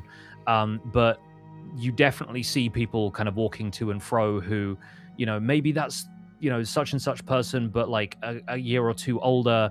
Maybe a couple of people have grown facial hair that couldn't before. A couple of people cut their hair. A few people like longer hair, different outfits, different posture, but they are definitely the same people. You start to pick out faces in the crowd, and you start to like look around you and think, this or that performance would be set up over here. Like the bards would definitely be kind of tuning their instruments up in this tent there, and everything seems like it's falling into place. This is somehow, and you've no idea how it's ended up here, by the same magical catastrophe that the rest of you have. The Circus of Wonders is right here. Okay. I believe in my inventory I have a costume. Yes, you do. So I'm going to try and disguise myself by changing costume and maybe doing my hair differently so that I'm not instantly recognizable. Great. Love that for you. Describe the costume. How does it look, and how does Max restyle his hair in this moment? It's basically the same as what he's wearing, but blue. Okay, cool. He's pulled his hair back into a man bun. Mm-hmm. And he's just got some sort of dye and covered up the marks, his Goliath marks. Right. Okay. Great. That was going to be my next question. Everybody else sees Max prepare himself this way in the cart. I don't think there's a whole lot of getting around the fact that you guys are traveling together and Max is doing something that would probably take up a little bit of room and, like, you know, stretching and pulling off clothes and stuff. How does everybody else respond when they see Max doing this? You're doing makeup. I could have helped you with the makeup. Yeah, if you don't mind, could you get the bits around my neck? They're a real giveaway. Yeah, you I got quite that like the down. hair, Yeah, Max. they're shaped like a four-leaf clover. That hair Just really suits you. Naturally lucky. Got it. Don't worry. I don't really want to talk about it, but me and this place have history, and I didn't leave on the best of terms. I'm not wanted here. You were in the circus? Can't you tell? Oh, that's what that smell came from. Now that I Well, think judging about it, by it your does last couple kind of add backflips, I'm up. not sure I could tell. I never really I'm a questioned it. natural acrobat. Have you not picked this up? Why do you think I keep doing backflips? Well, you keep trying backflips anyway. Can you get us a Natural's deal not with the word I would use, but Do you like peanuts? Peanuts. I'm ignoring Mr. Wizard. do you think he's not an He's elephant? still sleep talking. Max is unusually somber now Hmm. and serious. Max, you need somebody to go with you. Are you in danger? We're all in a No, cart no together. danger. No danger. Okay. Let me know. I'm all healed up. I'm ready to fight again. As you're having these conversations, you see and start to hear and even smell some of the stalls with food off in the distance. Like there's a kind of catering situation happening here. People seem to be scraping together what they can from the environment. Some people even have stores of food. Who knows how they got them, but there are like loaves of bread being turned into sandwiches. There are like different like leaves of various things being cut and prepared in a ton of different ways, wrapped around parcels of rice, and like meat is being roasted on a spit. You start to smell all of that in the air, and like the smell of roasting meat and the sound of people pouring something from kegs. Could be wine, could be water, because goodness knows the situation around you does not really seem like a place where there is a ton of water freely available. But either way, yeah, you start to feel like maybe there's a bit of hospitality here, that saloon that Bro was looking for. And as you make your way into a slightly more sort of central space, there seem like there's a couple of places that you could realistically tie up the horse and cart a little bit further away from everybody else. So as the group makes their way, I think on foot at this point, into the central clearing of the circus, and looks for anywhere to park themselves and enjoy a quiet drink, we'll move over to our next scene. Where's the food at? The food is being prepared in various tents, Okay. and so I think Right, probably it's most likely to be like this one over here on the right hand side. There's a couple of people like preparing stuff, chopping things, and Max yeah. has suddenly perked up a little bit. He's like, "Oh, guys, they've got 3-bird. You've got to try this. It's okay.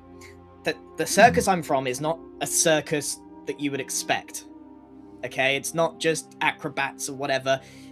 It's more of pushing the boundaries of magic, and it's a place of experimentation. Okay, so yes, it's a performance, but they're experimenting with magic in ways I don't want to talk about. And one of them was combining 3 birds into one meat, and it's the best meat ever made. You've got to come and try it."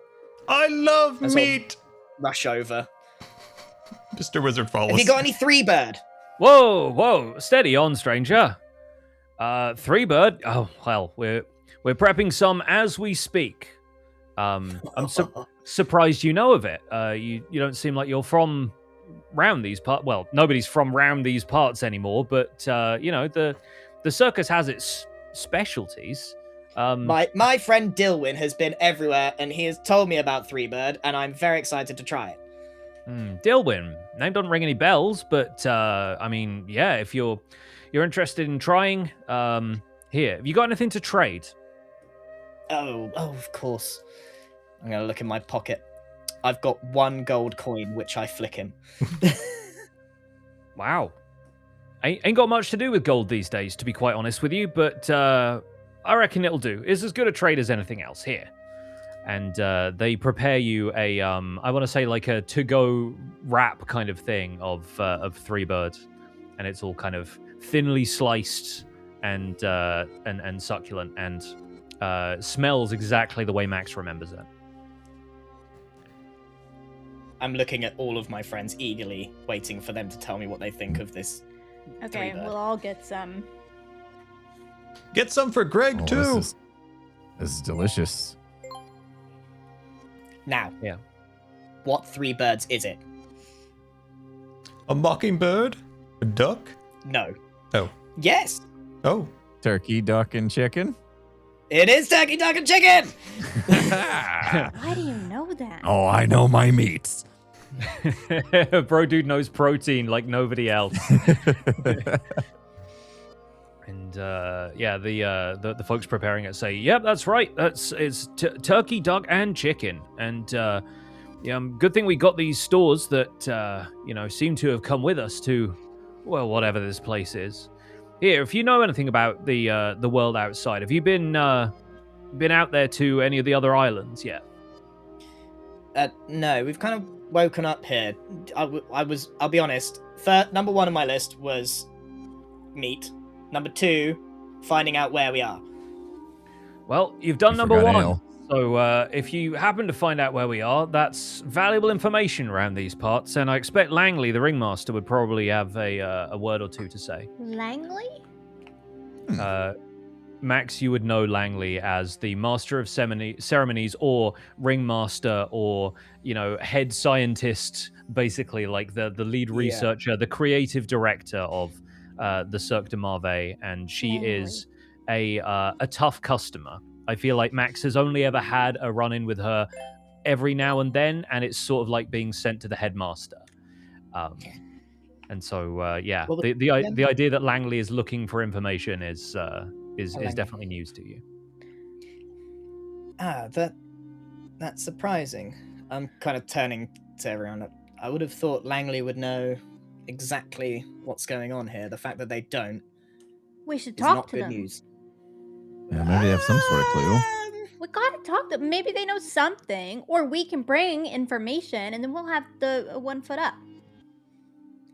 Can I just hang out by the tent over there and eavesdrop?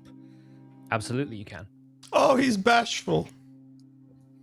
I've never known him to be shy. He's normally whatever the opposite of shy is. Guys, ever since we got here, Max, you've not been yourself. Is everything okay? Yeah. Okay. Well, I dare say this whole place has been turned upside down, son, and that includes the folk. Is Langley around here? I don't think any of the rest of you would know who Langley is. So if you want to make a Max. perception check, you can, but it'll Max, take a point little to bit. Langley. Max can make a perception check with advantage.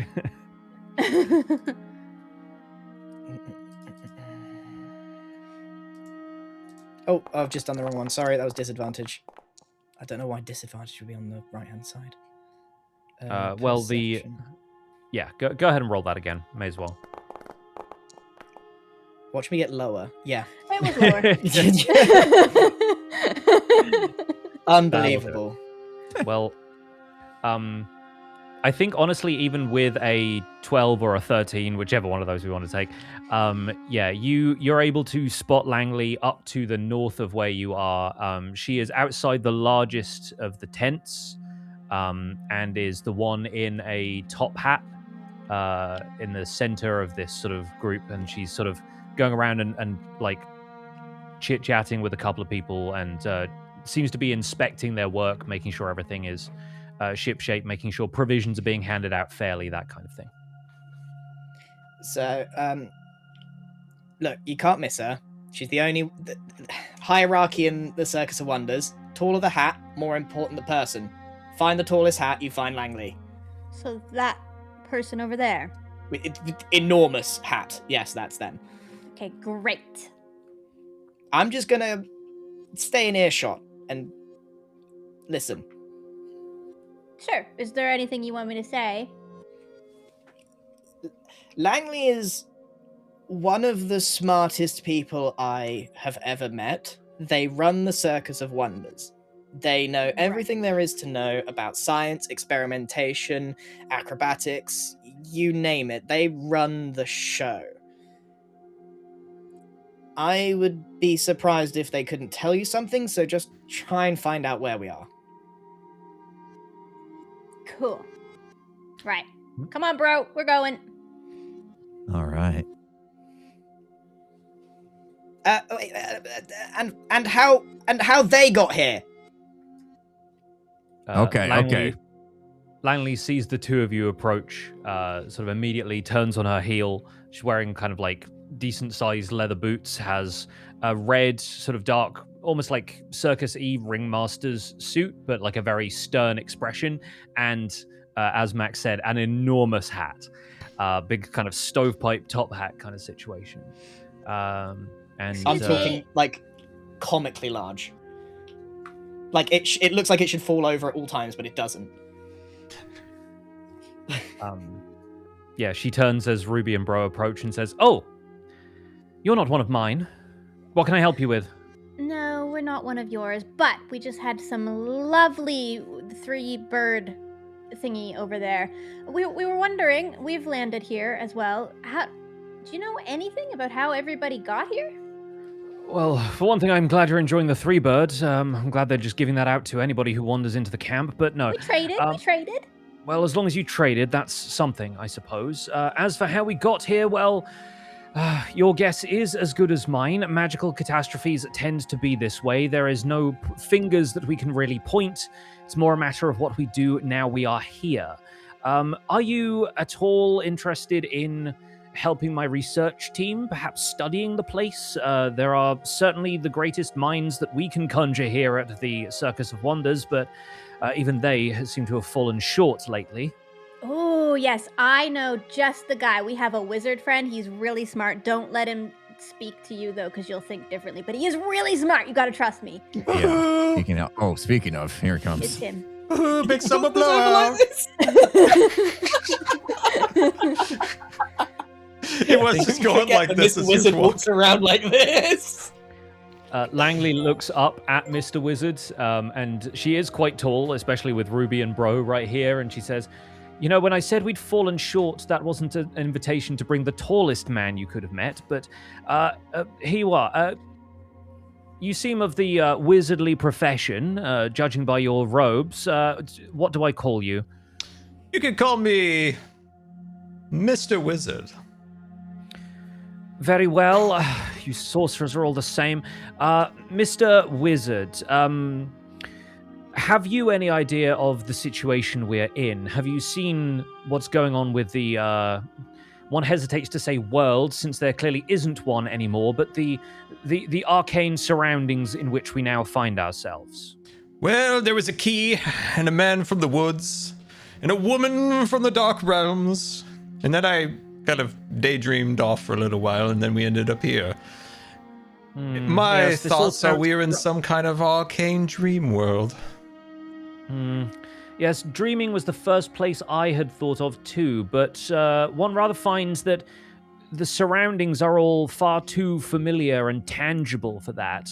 Having done some experiments into the arcane realms of dream myself, I struggle to see the connection, unfortunately. But tell me of this almost mythological tale you're weaving of a man from the woods and lady from a dark realm. He was a fairy king. He was a fairy king, and Bro and him had a friendship together.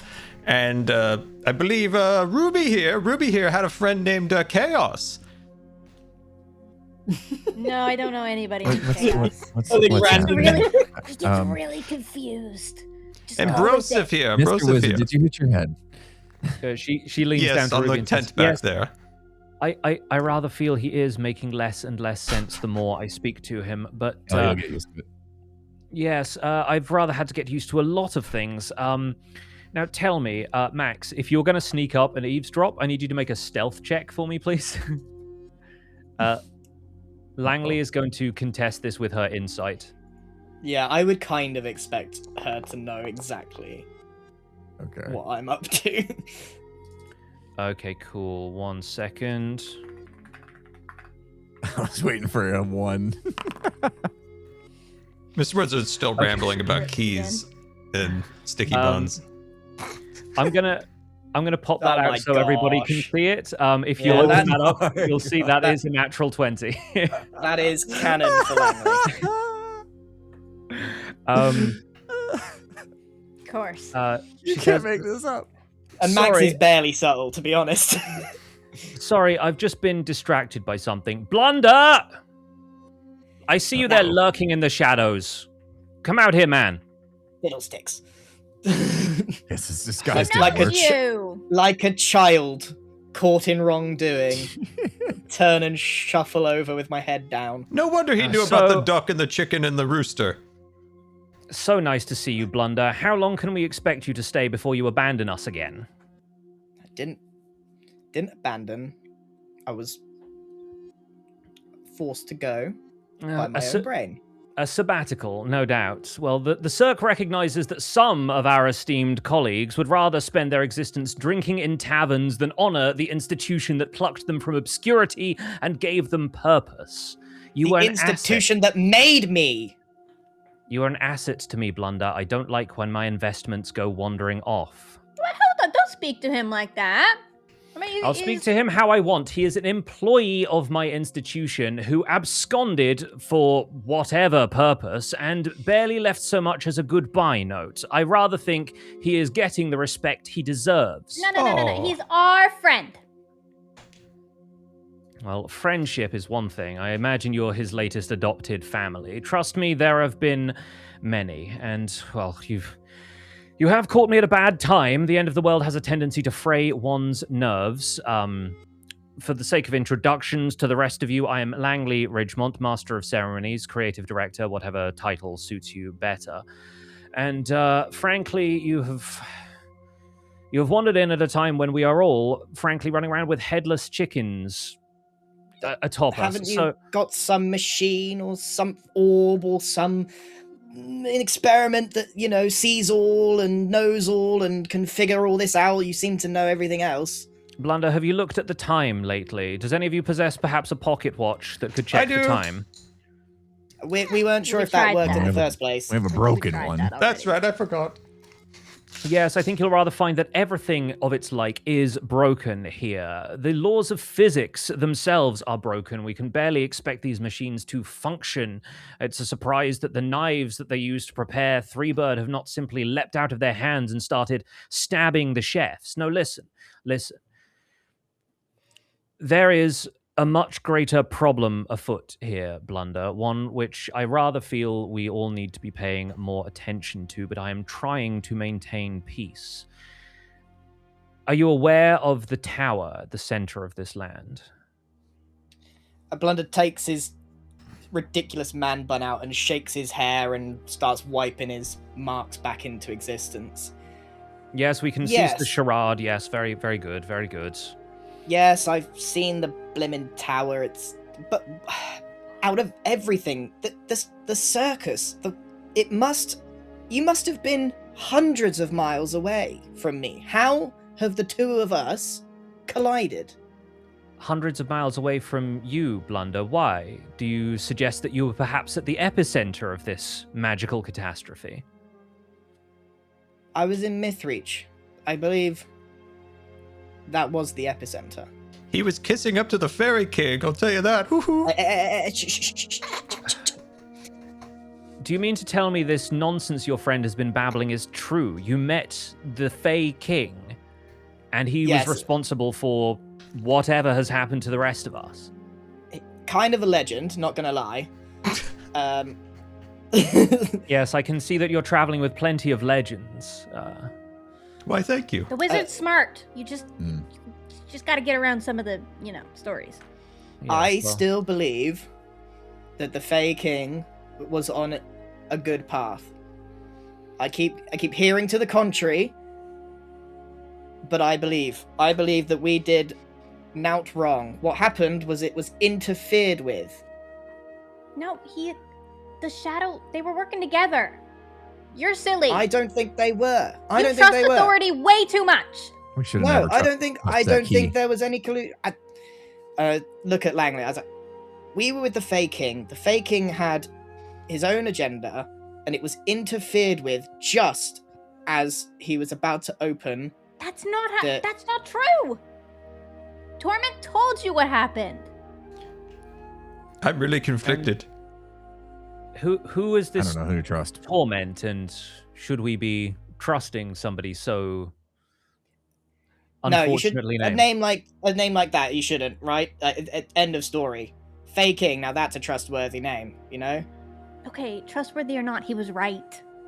I believe the last time I checked, the Fey King's name was Oberon, or Yeah. at least that's the name he uses publicly. The Fey are always so distractedly, they waft on the winds of fate. They tend to obscure their names and use aliases. You know the like, I'm sure. It Yeah, was same, confusing. same. But no, I rather think that if you are in the Fey King's, let's say, employ, then it seems like whatever he had planned, this probably was not it. I don't see him lording in a central tower over everybody in the land. Instead, we have the Lich, who has been sending waves of undead against us, and we've been holding out and doing our best to do what we do, entertain, investigate, but the shambling hordes have not been great for morale, Blunder, and those of us with radiant magic that can drive the undead back have been at the mercy of all the wild magic that surrounds us. Things have been getting volatile, and I don't like when things get unpredictable. No, I know. So, how do we take care of a Lich? With He's knives. a very powerful magical user. I don't know for Knives. certain. Frankly, I don't know that I can trust you with the information that I have on him, scant though it is. You rather need to prove yourself to me, Blunder, and this has not made the greatest first impression. Well, you should have seen us take down 2 Minotaurs earlier.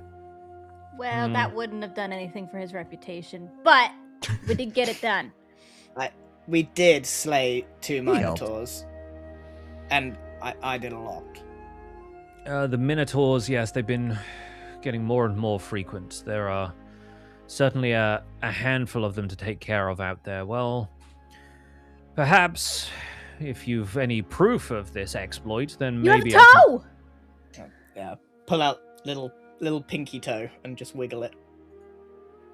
I'm not going to carry around a great big horn. Here, give it to me. Hand it over.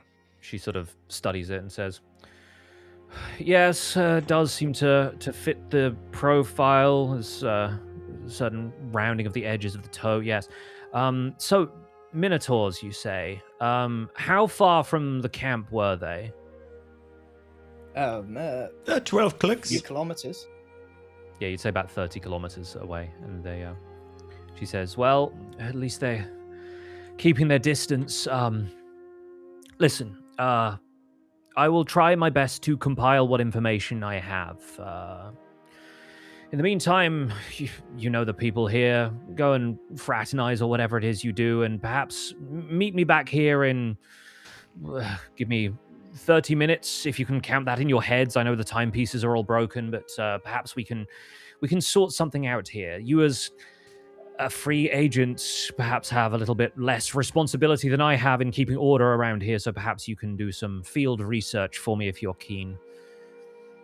Langley, Yes, Blunder. are they here? Who? Mum and Dad? No, they parted company with us some while ago, and before all of this. For all I know, they may well be here by the same freak accident that brings you and I together despite being hundreds of miles apart. But, yes, no, I'm afraid your mother and father have not turned up within our company. Okay. Guess we'll go and shuffle along. Well, you might also drop in on your old mentor. You'll find him in the gallery.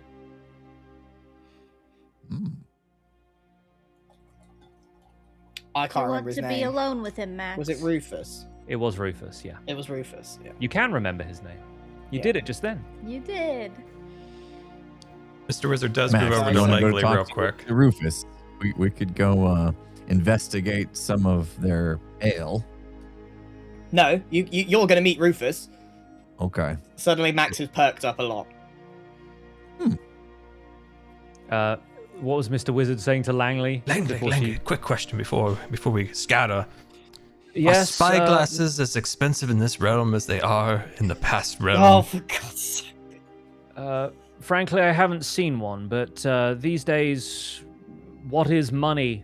People are willing to trade. If you happen upon a spyglass, I shall be certainly interested to see if I look through it and am able to see out the other end with all of the other machines that have been failing on me. But keep an eye out for a spyglass then.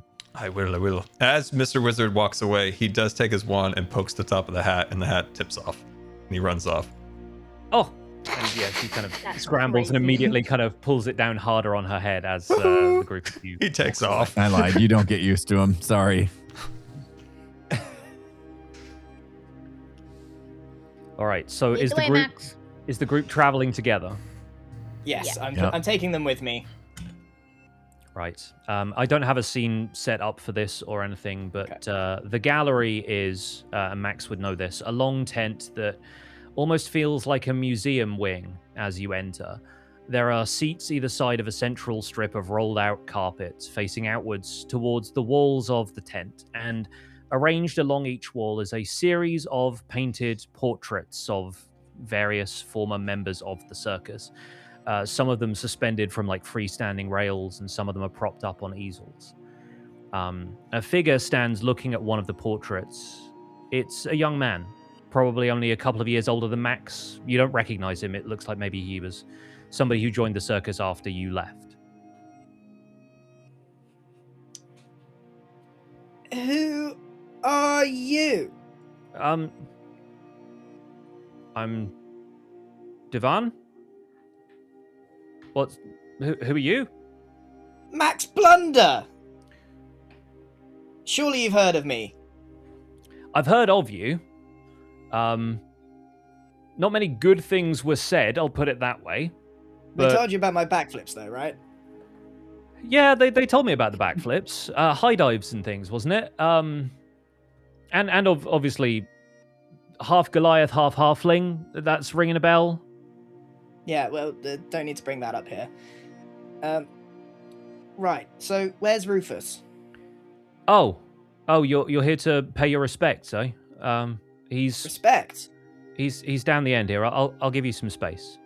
And this man who's introduced himself as Divan walks out. Where he pointed to, there's a portrait at the end of one of the rows that shows Rufus at about the age you knew him. It looks like he actually posed for it himself outside of one of the tents of the circus, but the light from presumably a fire nearby is casting this long shadow onto the canvas behind him. It's a very lifelike rendition, but the artist has been kind to him, has been softening some of the lines and wrinkles, the bags under his eyes. The rest of the scene is rendered with this same eye for detail, and even the fabric of the tent looks true to life, brush strokes layering to show the tight weave of the fabric.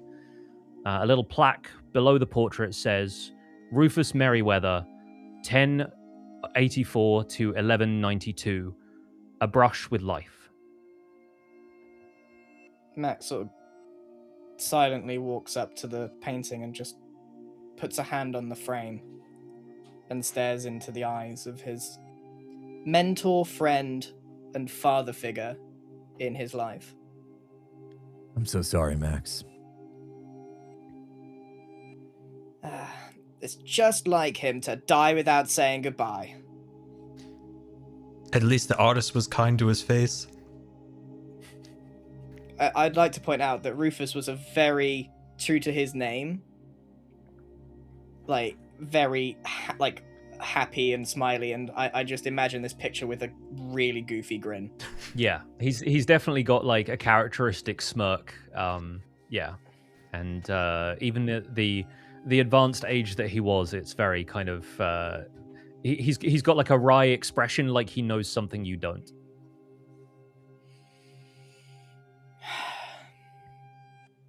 Who was What? Rufus? Yeah, tell us about Rufus- it, Max.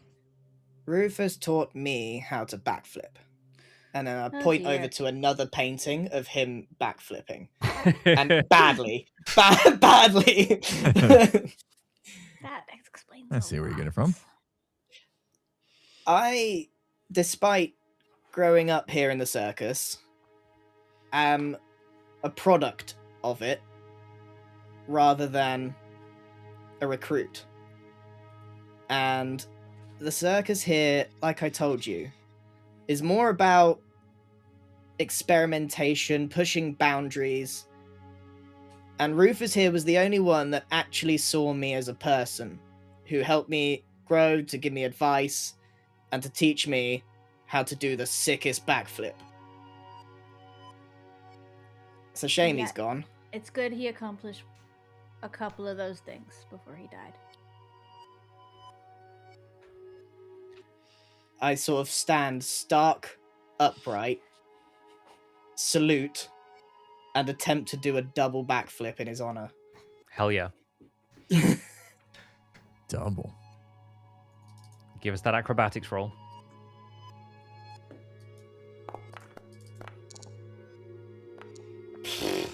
14. Hey, it's better than usual. Yeah, Yeah. it was about to land on 2. Yeah. It's really, You really this is pulled it really out for gonna be this it. occasion, yeah. With a 14, I think you pull it off, but then you look up at the canvas and Rufus has this expression. The expression hasn't changed, but you see something behind his eyes, and it's an expression he had often when he was happy with you, but you could always tell he knew you had more to learn.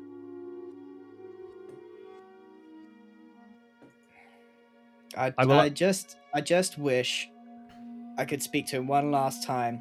I was so excited for you all to meet him. He's like none of these guys. He's just as smart as them. He experiments, he pushes the boundaries, but he hasn't lost his humanity like some of the folk here. Did he Sounds like great. 3 chicken? He made 3 chicken. Oh. Wow. Legend. As you all look at this canvas, I'd like you to roll whatever skill you would like to appreciate art. Oh. Pick a skill from the list of Oh. skills, and we'll make it fit this moment in whatever ways we can. Okay. History.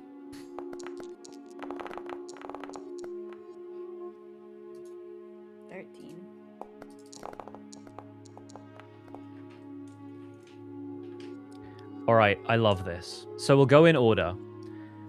Bro dude, you look at Rufus's hands. You look at the hands sort of lovingly rendered. They're kind of like behind his back a little bit, but you can sort of see them in the context of this portrait.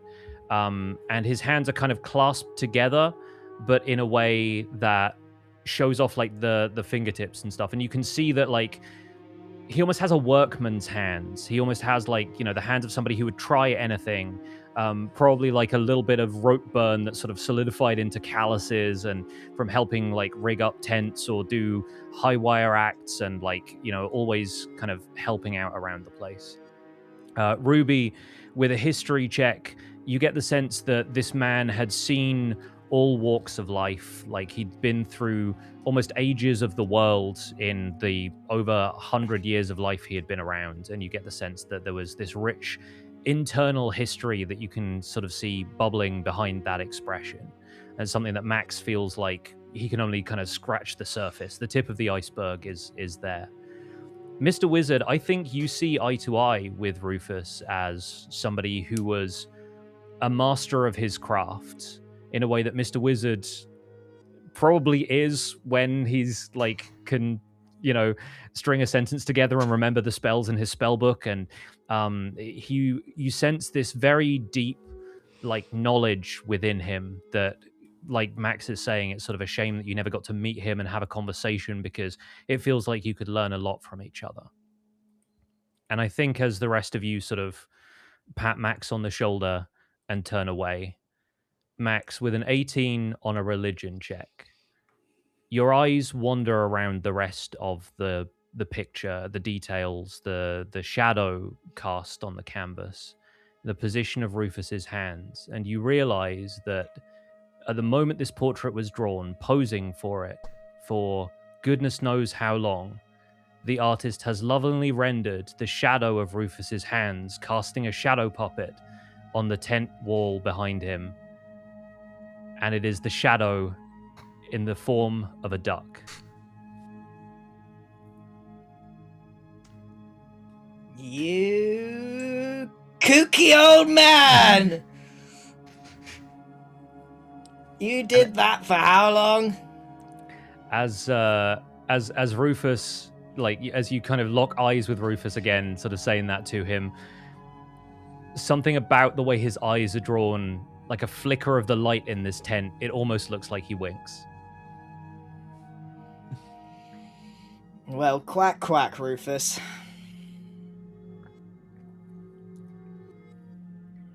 What does quack quack mean? I guess They doesn't must matter. have their own language.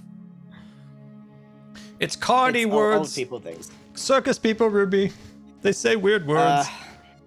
I mean, this place has all kinds of machinery and things, but I wouldn't want to tamper with any necromancy just to speak to him. I don't think he'd like that. He'd probably be angry. Well, I would like to know how it happened. I'm gonna go and look for Devon.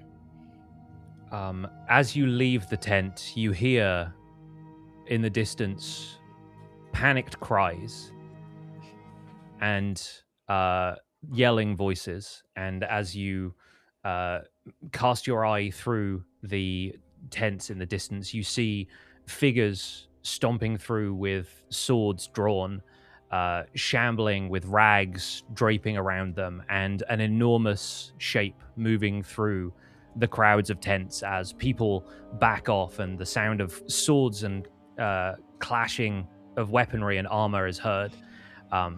You hear a voice raised above all of it. Langley is calling everybody who is capable into battle.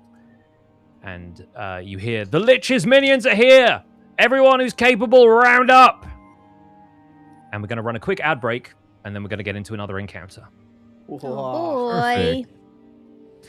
Scar went super blurry for me. Anybody else? Yeah, he's Yeah, he gone. did. Yeah, reset your camera, Scar. All right, going out. He wanted to look like a painting. He wanted to Yeah. honor Rufus by being. I'm glad it wasn't just me. I was trying to fix Is it that myself. back? We're Am I back? No, it's, Turn it off for no. a while. It's definitely on your side though, because it's not just an OBS. Try now. Definitely not. Okay. Might be a leave and rejoin situation. You were last, so it should just. Put I'll you in the throw same off. place. I'll throw off all the stuff if I leave. No, I don't think you will, because you were the last to join. Oh, okay. Yeah, I think you. You're safe. Wait, maybe there's something about being the last to join, because last time it was green. Oh yeah. And still lost blurry, Joe, right? it's the worst connection. Yeah, it looks like it. Okay. Oh god, Yeah. that was nerve wracking. Like trying to come up with all your backstory stuff on the.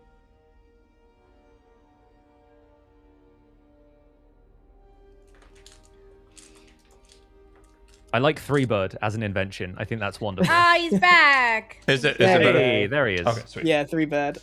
I just kind of wanted to push that the circus is like, it's like if scientists were performative. Yeah. Yeah, it's like we've sort of talked about it as a combination of like the Cirque du Soleil and Shaolin monks and like a bunch of different sort of institutions, but it's also like this like maniac workshop kind of thing almost. And Yeah. yeah, they're sort of pushing the boundaries of things, whilst not ever being part of like the wizardly arcane. It's all in the books we have to study. They're like the type of people who get their hands dirty.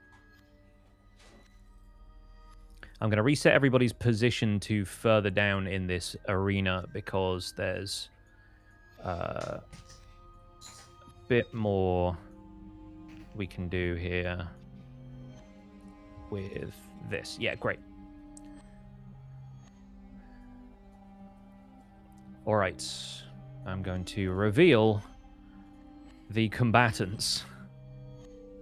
Oh, no. Who are up here in the... how do I do the... There we go. In the top left. Whoa.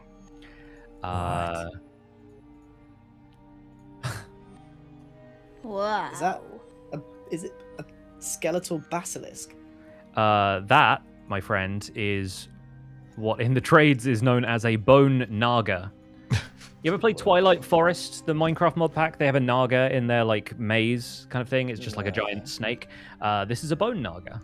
It's that, but skeletal. Oh, Thank goodness you have that radiant spell, Max. Oh my God, Mr. Wizard's panicking. It's a snake. It's his Achilles heel. Max is surprisingly calm. He said, if Langley's fighting, we're going to have a great time. And with that, we're going to get into initiative. So everybody, please go ahead and roll that. I'm rolling for a lot of things and a few people, so... 14. 4. Scar. He saw a snake. What can you say?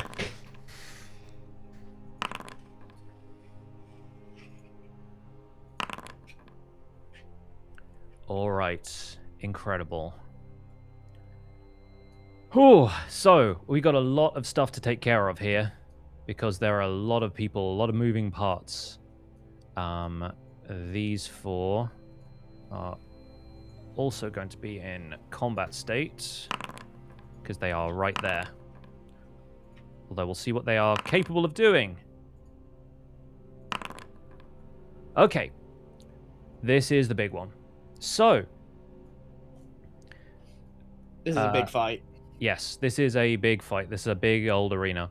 And so as these undead lurch into the camp, you see what seem to be kind of skeletal warriors with like almost like frosty energy emanating from their swords. You see a bunch of skeletal archers, some of them with arrows already knocked in their bows, and this enormous bone naga, a skeletal snake-like creature with a mandible jaw that's kind of like hissing and rattling as it goes. And we are going to start at the top of the order with one of the whites, who is going to be up here, and he's going to make a move in towards, with a speed of 30 feet, these unfortunate people gathered around the campfire here. He's going to attack this first guy. And I'm going to try and make these quick so we can get to the players. That looks like it's going to hit.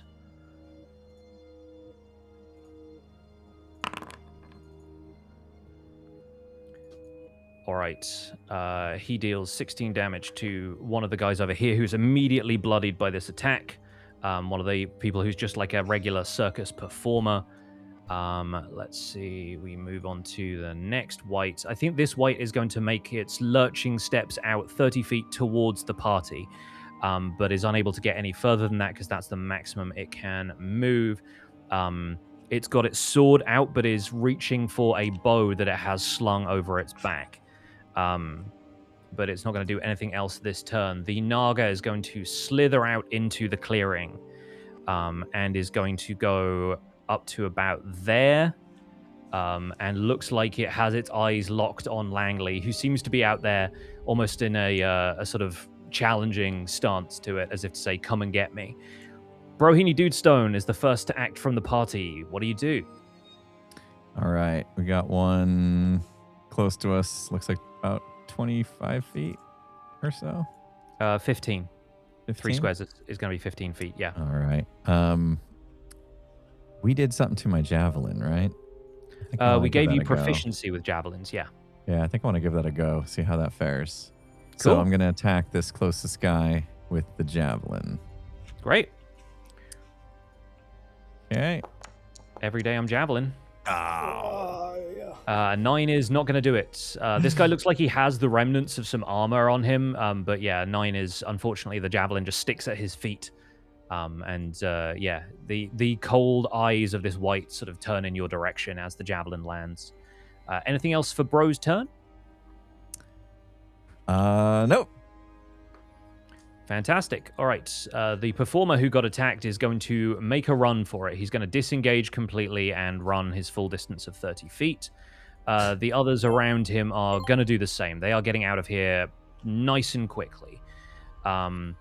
Langley, on the other hand, and this is where I need to pull up the... 1 second. Sorry, this is taking me a moment. I need to find where the stat block I was using for Langley has disappeared to. Perfect. Okay, here we go. Langley is going to... with a range of 30 feet is not going to do that. No, not so much. Okay.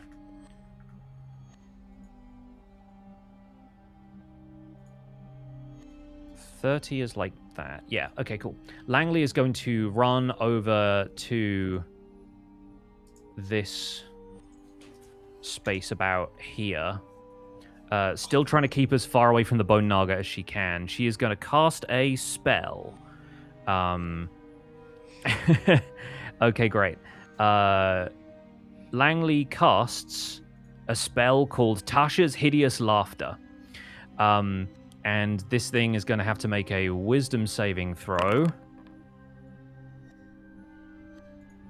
Which it fails. Okay, great. The Naga coils up and seems to be like shivering and shaking. If you didn't know any better, you would assume that it was just laughing uproariously, but in this sort of rattling skeletal way that nobody can quite understand. But the Naga is, at least for the moment, incapacitated in the center of this clearing. So that's happened, and I don't know where the symbol is. There we go, incapacitated. Great. And that's going to last until Langley's next turn. So the Naga seems to be at least taken care of for the moment. Moving on to our other performers, who are once again going to absolutely leg it out of there. We're on to Ruby. The Naga's incapacitated. Yes, yeah, it seems to have been held down by this spell somehow. Which means I am at an advantage. That you are. Which means I can sneak attack within 60 feet with my throwing. And so I shall. Wham wham. I'll just move to over here. I'm gonna get my psychic blades ready and attack. Do I attack with advantage or just normal? Just normal. Wait, hang on 1 second. I did not wait 1 second for you. Well, that's fine because you hit anyway. roll that again just to see if it's a crit. Because I think, yeah, if it's incapacitated, you might get advantage, like it's prone, basically. Okay, I'll roll it. It's the same thing. Nice. Okay, that definitely hits. So go ahead and hits. deal your damage. All right, here I go. Big money. 9 plus sneak attack. 5. And I do believe I'll do my bonus attack. So 2 daggers. Is this one advantage? Yes.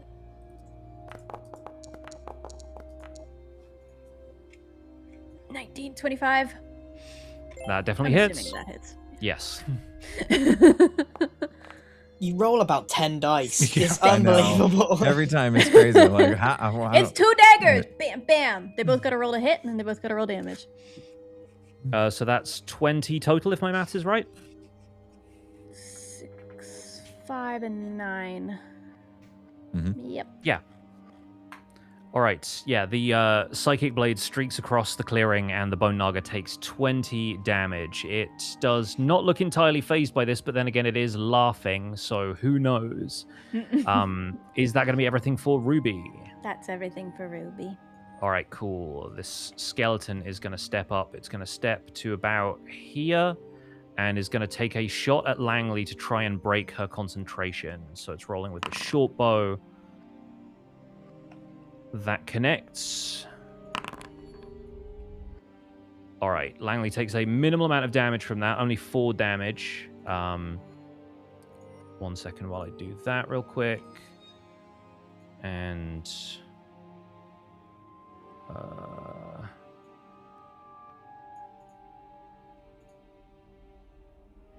yeah, I can drag that there, and that will be helpful. Cool. Okay, so she only takes 4 damage, but she is going to have to roll a Constitution saving throw to make sure that she doesn't lose concentration. And she succeeds. Okay, great. That's good for everybody involved. The other skeleton is going to walk forward and make the same move, rolling to hit with the short bow. That is also going to beat Langley's AC, I think. Yes. So that's a little bit more damage to her. All right. 9 additional damage and another Constitution save.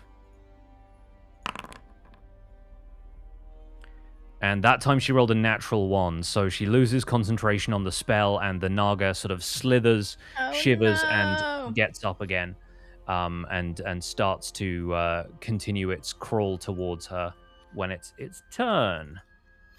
Okay. Fantastic. We are on to Max Blunder. Okay, as is true to form. 30 foot. How far am I from Langley? Langley is right now, 45 feet from you, yeah. 5, 10, 15, 20, 25, 30. So I'm going to go here. Mm-hmm. And I'm going to bless up. But this time I'm going to consume a level 2 slot. Okay. So I should be able to bless up 4 people now. Yes. So that's the 3 party members and Langley as well? Yes. Awesome. Love it. But not Mr. Wizard? Or is it I can't bless myself, or what's the deal? You could bless yourself. I'm gonna bless up myself. Yeah, Wizard is just about within range, I believe, but yeah, like you can do that. That's all fine. And if I select everybody, I should be able to apply that. And because I'm concentrating as a bonus action, I'm going to teleport behind my party. Okay, cool. You're going to use your Cloud Step? I'm going to use Cloud Step. Nice. Because I don't want my concentration broken here. Where would that be? Where is this part of the game? Where do I find the resource for Cloud Step? That will be in features. It's right at the bottom in other features. I see it. There we go. Yeah. Usability. Okay, so I can teleport 30 feet away. It's 40. Is this 30? It's 30, right? 30, yeah. So I'm gonna step behind my party here. Nice. How does that look as Max sort of disappears and then reappears? A little. He sort of twists into a tiny little space. A big cloud appears, and a cloud version of Max Blunder backflips, and then it vanishes. Nice, stylish. I like it. All right, fantastic. Is that everything for Max's turn? That is everything. All right, good stuff. Okay, the skeleton is gonna walk up towards the campfire, and he's gonna shoot at the one remaining person who hasn't been able to move yet.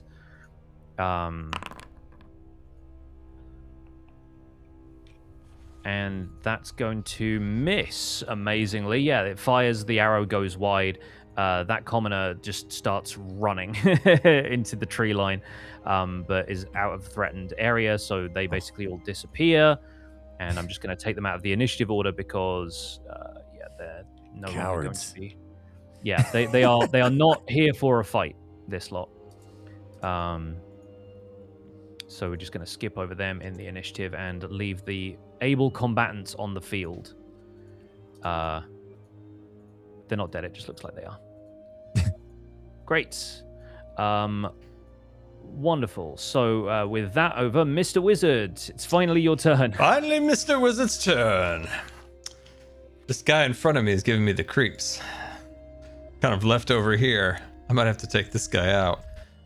Do I only have one of the special spells slots left because I'd used one in the prior fight? You have 2 second-level spells left and 3 first-level spells. Okay. Do a lot of spells, dude. Okay. Yep. We're loaded up. Okay. I'm just looking at I think I will save those for the big guy when I attack him, but I'm worried about the guy in front of me. So I think I'll hit him with Ray of Frost, the guy in front of me. Okay. Oh, I don't think you'll hit That's him a with Ray of one. Frost, actually. The Ray of Frost streaks off. I think on a critical fail, it just kind of rebounds off a nearby rock and turns a patch of grass into ice. But unfortunately, that is not going to deal any damage to the white in front of you. Oh dear. Isn't Langley supposed to be blessed? Yeah, I haven't got the icon for it for some reason. It's not letting me do that, but it's fine. I will roll that. But it is happening. Yeah, it will definitely happen. Okay. Cool. So we're back at the top of the order. So the white who is up here by the campfire, all the way at the top up here, is now going to shamble its way over towards Langley as well. It seems like they are intent on Langley for some reason. And at this distance, it's going to pull out its necrotic bow and fire. That is actually going to miss. Langley manages to casually sidestep this in the middle of everything else that's going on.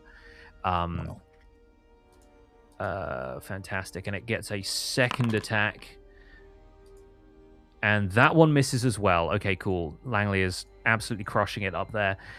The white in front of Mr. Wizard is going to step forward and attack you with a sword. I'm very squishy, party. Help me. It incredibly rolled a 2, so that's Only not going to bro work. ran up. But it's going to make a second attack immediately. And I think that one is going to hit with 17 to hit. Oh, God.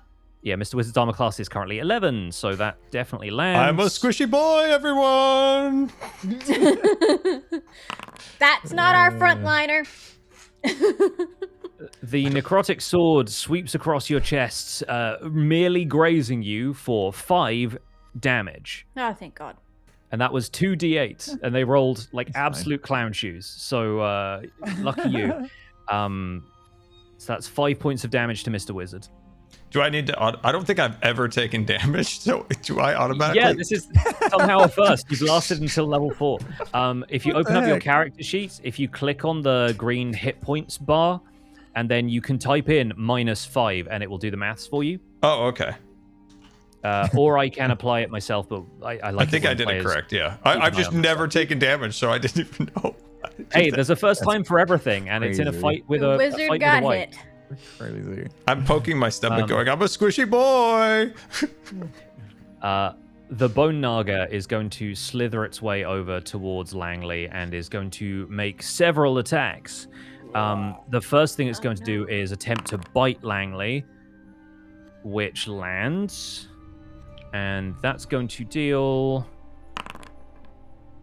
This thing's massive jaws come clamping down on Langley.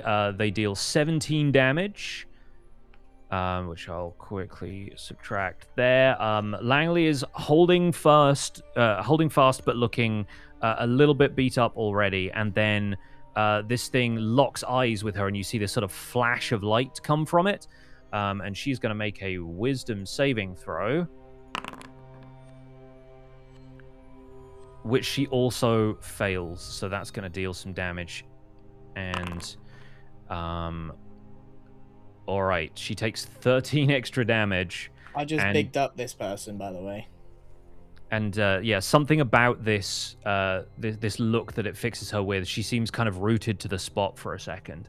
It doesn't look like she's being petrified, but something else is kind of holding her in place. That is the Bone Naga's turn. Brohini Dudestone is up. Oh. Mr. Wizard has just Save been our wizard! slashed across the chest, and Langley is being bitten by the Naga. Squishy with squishy Mr. Squisherson over here. I don't know Langley that well, so I was gonna go and try to save her, but she's just out of range of me and my new immovable axe. So I think I will try to save Mr. Wizzy here. We'll move in, get real nice and close. I'll let you use the ladder whenever you want. Make sure you're using the token move. Yeah, there you go. Yeah, I was measuring stuff because I wanted to go after the other one, but I was just out of range. All right, we'll move in, and we will hit with the immovable axe. Nice and strong, like. Or not. Oh boy. Unfortunately, even with a 12, you're not gonna land a hit on this thing. Of course. Regrettably. Well, I'll stay here. Hey, team. So we have to hit it. The things. We have to hit them. Ruby, it's surprisingly Grass. evasive.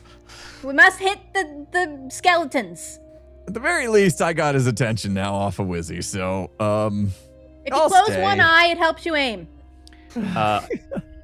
On Langley's turn, she her hands kind of drop to her sides, and she doesn't seem really capable of doing anything. So we're going to go straight to Ruby. Okay, Tim. Listen, close one eye. Really focus when you're holding your weapons or your whatever your magic-y stuff is. I'm gonna go help this lady, Kay. It feels important. I dropped my wand. Since Langley is close, is close like that, do I get to do my sneak attack? Yeah, she is technically an ally in this fight, so yeah, I think sneak attack still applies. All right, I'm gonna move up a little closer. And I'm going to get my psychic blades out again. You know the drill. Same thing. Fantastic. Go ahead and make Super those rolls. Pull psychic blades out of my hands. See if they hit. That definitely 23? hits. Damage. Decent. Give me a sneak attack. It was an 8 and then a 5, and I'll do the bonus attack. I'll use my bonus to do the same thing. Mm-hmm. So that is 13 so far. That also hits. We're hitting! And a 5. So 18 damage total. At this point, the Bone Naga seems rattled in the sort of same way that you see those Minotaurs were earlier. So yeah, you've managed to deal pretty significant damage, and yeah, I think that is everything. Is that all for Ruby's turn? That's all for Ruby's turn.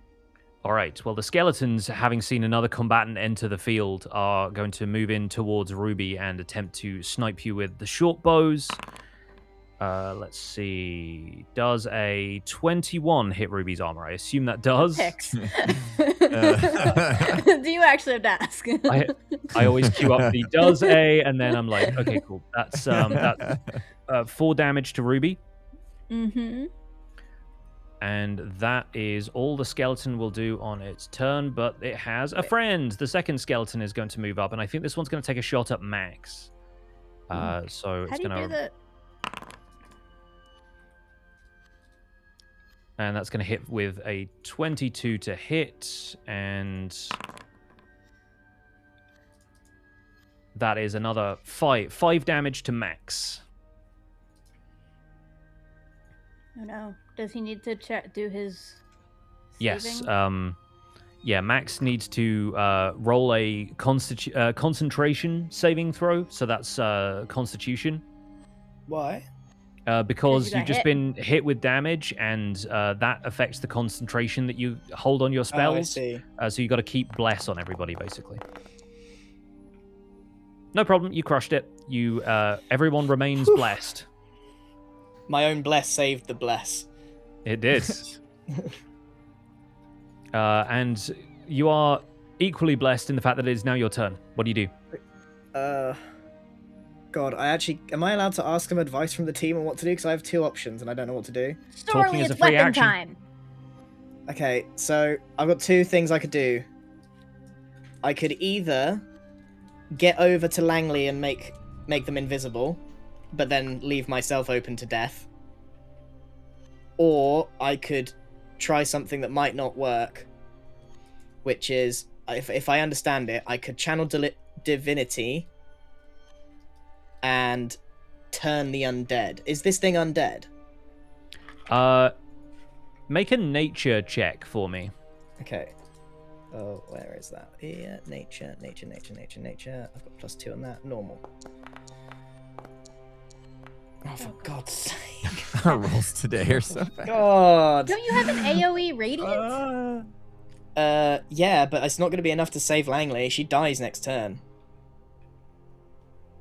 My How do you goal know is to that? try and save. Yeah, you don't know for certain if these things Yeah. count as undead. Being skeletal, you'd hazard a guess, but I will leave that up to you because Max Yeah. does not know. What do you think?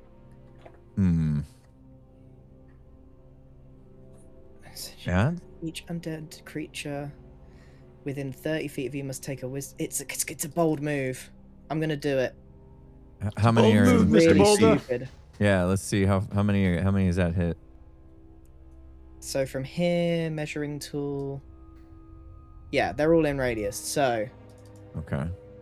I'm gonna try this out. Yeah, go I for feel it. like we're in trouble here. No, we're fine. Features: channel divinity, and then turn undead. Yeah. I'm gonna use this. So the two skeletons, and if I'm right that this thing is undead. Okay, so everything that is undead within this radius has to make a wisdom saving throw. Yeah, within 30 And- feet. Yeah, that's going to be... I give the Minotaur or the Minute, whatever it's Divinate- called. I'm giving it the divination. 1. I'm giving it a saving throw 1. So amazingly, the Naga, the two skeletons, Naga. and both of the whites are all within 30 feet of you. I'm going to have to roll a lot of saving throws. Bear with me. Can I give him one of Okay. my ones? One of my one. He's using his divination. Oh, the you can big guy. absolutely use your divination. Yeah, you want to use the... you have the Bone Naga automatically critically fail. Yeah. Fantastic. I love that. Oh, That's great. Let's go. Hey, Ruby that's- was right. Wizzy has his moments. Wisdom I'm a saving. squishy boy. In between I'm freezing the using grass. turn undead, which is basically making all of the undead around me, which is quite a lot of them, run away, and makes them frightened and incapacitated. It gives us Which a gives free turn. me I an think. advantage. Yeah. Okie doke, fantastic. And then last but not least... Ooh, okay. Right. So, to recap, you see the Bone Naga turn towards you, and that glare in its eyes turns to fear on seeing this sort of radiant energy explode from Max Blunder with a sort of vague flapping of wings and quacking sort of heard in the distance to those who have the ears to hear it. The skeletons that are directly to your west also have the same kind of look, like their bows kind of like drop to their sides and they turn as though to run. The whites, however, these kind of sword-wielding, like necrotic walking corpses, are made of sterner stuff, and they do not seem affected, or they would be affected by it, you get the sense, but yeah, they've just managed to steal whatever resolve is left in their bodies. But that is a tremendous turn, because the Naga and the skeletons all seem affected by your turn undead. Let me quickly check something. Okay, that's a magic action. Okay, so that is a full action on your turn. Do you have anything else you want to do before we conclude Max's turn? No, I'm good. What are your All right. bonus actions, even? I can mist walk away again. That's I think it. You're at a safe Um, distance, right? Yeah, I'm there might be I some think other I'm- things you could do, like, but you've used your magic already for this turn, so that's all good. yeah. Okay. Well, this one skeleton was somehow outside of the radius of all of that, so I think he's gonna bravely step into Max's affected area. This one guy. And By the way, the way I picture this is that Max is holding up the symbol of a duck, and there's just an almighty reverberating yes. like a holy whack. Right. So as Max is doing this, you do take an arrow to the shoulder, but only for 4 damage. Well done, Max. Better than the knee, Max. And that is also going to require you to make another concentration check. And our boy crushes it once again. Oh, easy. 26. Incredible. Okay, great. So that's the skeleton done. It is now Mr. Wizard's turn. Mr. Wizard is so angry at this thing in front of him. He's going to attack it with magic missiles. I've never seen From Wizzy point this blank. mad. Point blank magic Point missile. blank Let's magic go. missile, It let's finally go. takes damage and we start to see some anger. Remember also that you can upcast, so if you wanted to use a second level spell slot, it would deal an additional magic missile's worth of damage, but that's just putting that out there. You maybe have other okay. spells Yeah, you want to dude. use. Nail Just, this thing. Just Here a we go. reminder. I love that it's those two against Crush that him, one Wizzy. guy. And me and Max against the other 5. And magic missile streaks out and deals 6 damage total to the white in front of you, which does not seem like a lot as far as the white is concerned, but it definitely lands, and damage is damage, as they I'm say. hitting with the Hit crowbar something. next time. The crowbar. It might do more damage. Well, the unfortunate news for folks up here is that the other white is now moving in towards Langley and is looking to Oh. attack her with the swords. And he rolls a critical fail. So I think Langley snaps out of whatever this trance that she was in after the Naga stared into her. I think maybe even Max's like radiance sort of overwhelmed her for a second, and she immediately kind of moves out to parry this sword, and the sword goes flying out of the white's hand. That's going to end its turn instantly. Moving down to the white in front of Mr. Wizard. This one is going to take a swing at Mr. Wizard again with the swords. He's squishy. Leave him alone. And that's a 22, which definitely hits.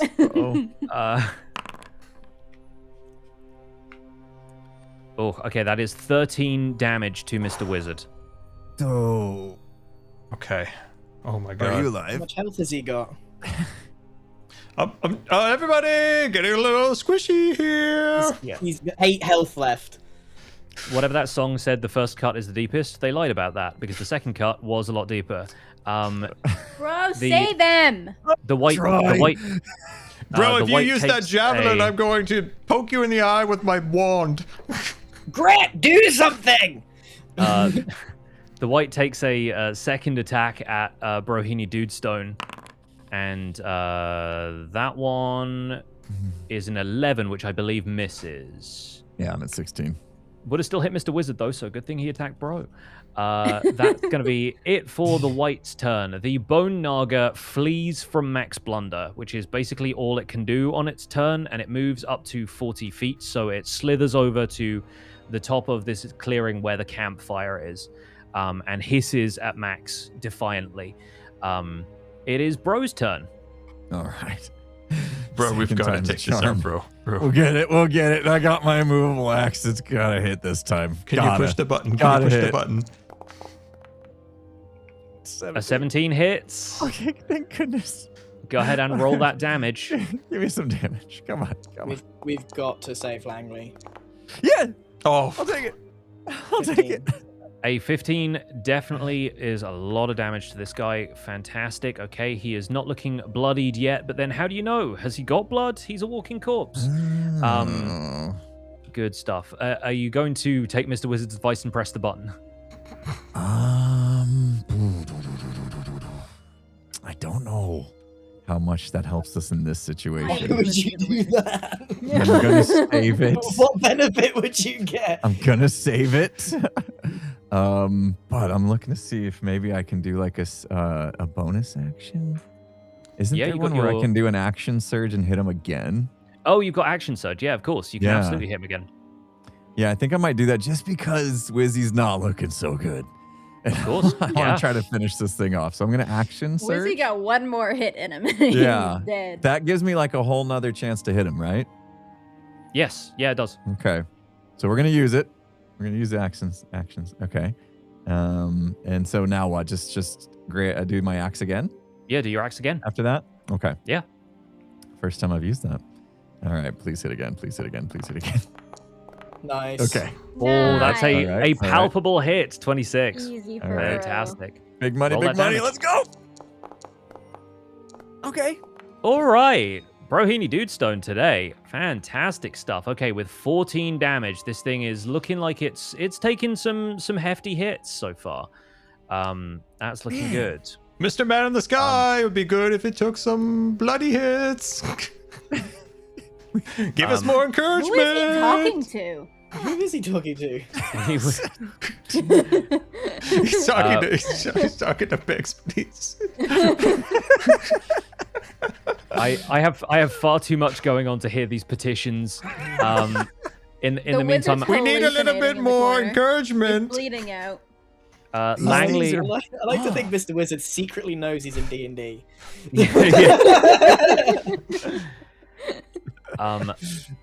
Langley, in the meantime, draws a rapier and is going to start dueling the white in front of her. She's going to take 3 attacks. Let's see. The first of which hits. I've got so many dice rollers open.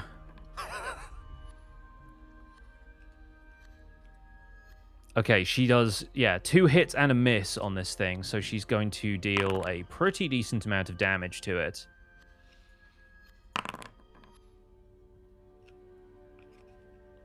All right, so with an 18 and a 17, Wow. she has a wickedly sharp rapier, and she starts like laying into this white up here, slashing away at it, and beating it back a little bit. We are on to Ruby's turn. All right. Yeah, I'll help. I'll throw some daggers at that thing. That's attacking Langley. Here I go. Here I go killing again. That's gonna hit. That's definitely gonna hit. 20. Love it. 6 plus Mhm. my sneak attack. 3 Ooh, pretty good. 9 so far. plus a bonus attack if it hits. Which it does. It does.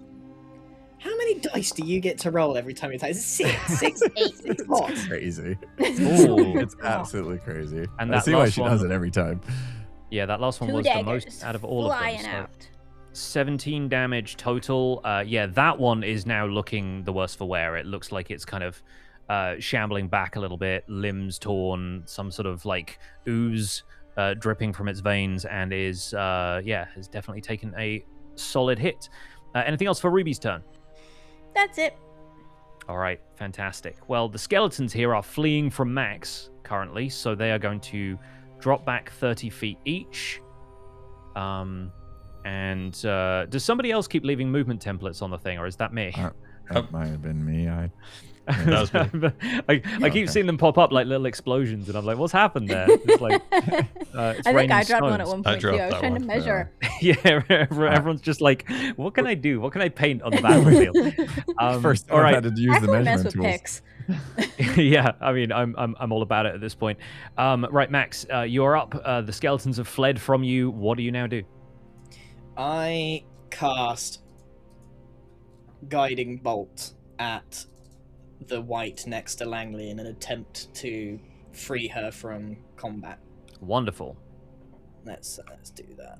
Guiding Bolt. I'm gonna do a level 2 one. I really want to finish this thing. Boom.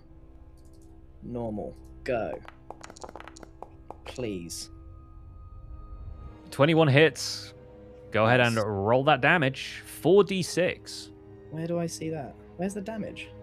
It should be in the chat. Oh, there I see it. in the- It's always yeah. above the thing, the roll. Mhm. Damage. Normal. That is a lot of damage, and let me quickly check something here. It's radiant.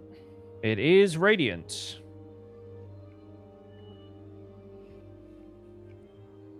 And it gives And- advantage on next attack. It does, but I don't think that's going to be a problem anymore because it deals double damage to this white, and the thing drops off the face of the earth. 30 damage absolutely takes this thing Go, out. Max! And this streak of radiant energy strikes the white cleanly in the chest and blows a hole directly through it. And I like to think that he did this. Like, click and Yeah. finger guns at Oh, it. Not you, the white. You just That's the killed white. me! I'm sorry. There we go. I was trying to click on the button. I clicked the wrong one. Okay, fantastic. Langley turns around and breaks into spontaneous applause. Right after that, a skeleton shoots Max with a short bow.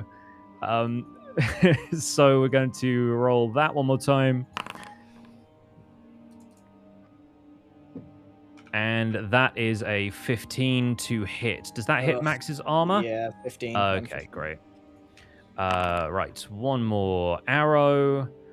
This one deals 7 damage to Max. Oof. Okay. How you feeling there, Max? Concentration. I got 19 health left. All right. Nice. We still survive that. Yes, concentration succeeds. Everyone is still thoroughly blessed. And it's Mr. Wizard's turn. Finish him, Wizzy. What if I? Okay, so this is like a cold dude, like a cold walker, like a frost walker. No, it's a skeleton. Yeah. Well, So yeah, what if I burnt him? What if? I think I'm going to burning hands him. No potatoes for everybody tonight. No, I'm gonna cast burning. Oh dear. Oh boy, I'm gonna mess this up.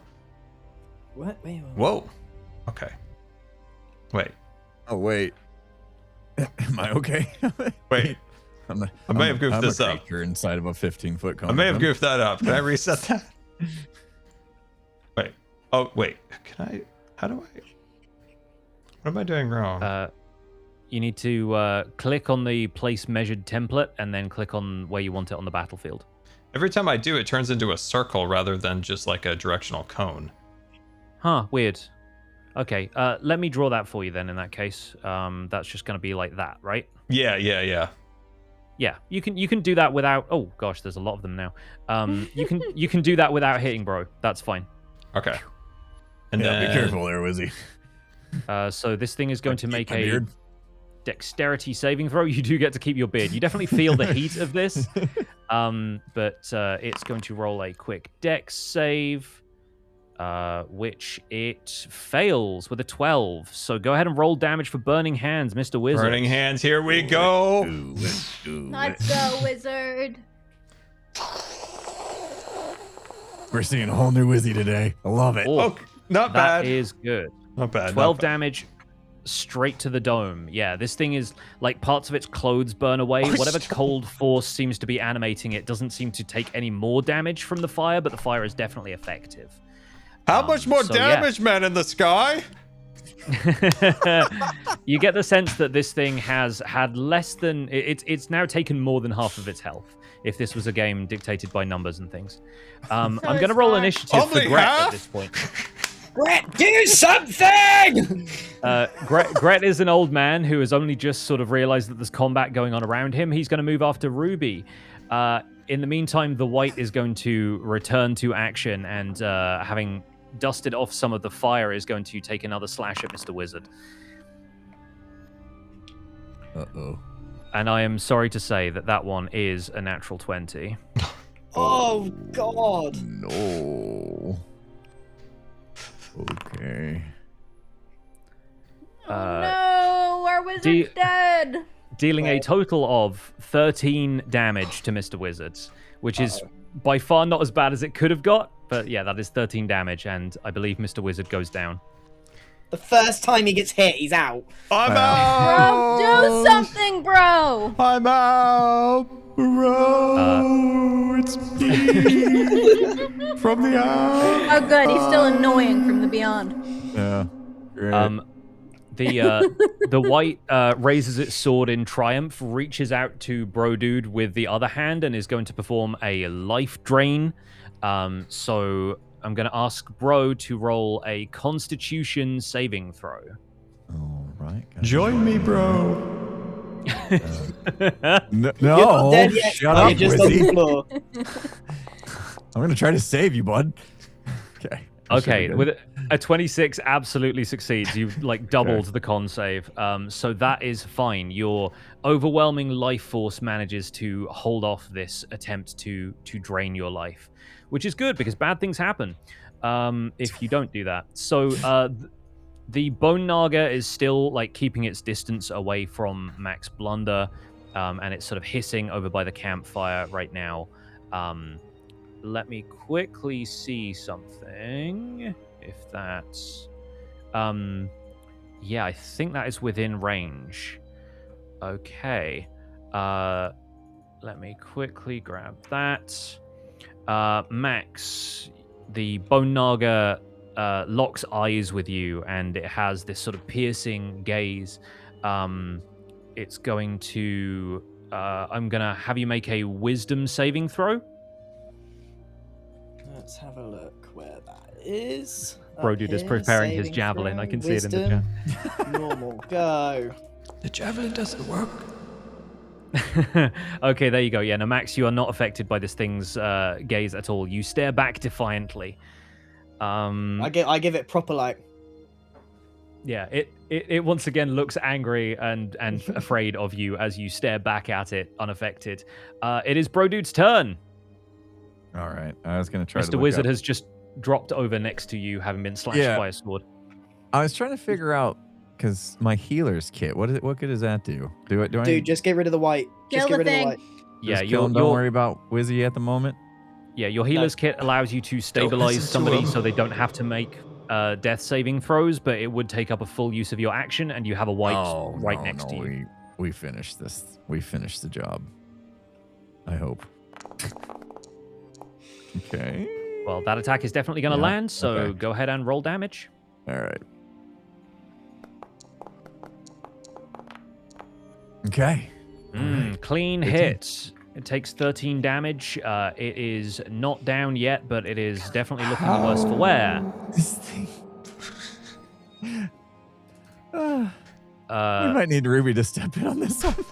I can't believe there's two of you on one guy. I know, me either.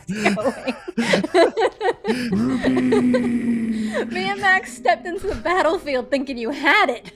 Oh, we did. Ruby. We've turned the tide on a losing situation. You have one guy to take care of.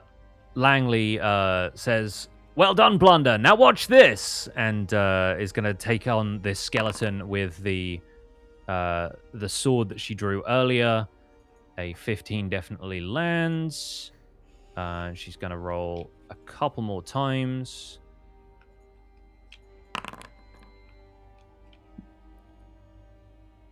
That hits. And the skeleton is obliterated. Fantastic. Yeah, she takes out the skeleton. The skeleton seemed like the most flimsy combatant on the field, but she just handily takes care of this one that stepped in to shoot Max. And... all right, that is going to be Langley's turn. Ruby, you're up. And then Gret is right after you.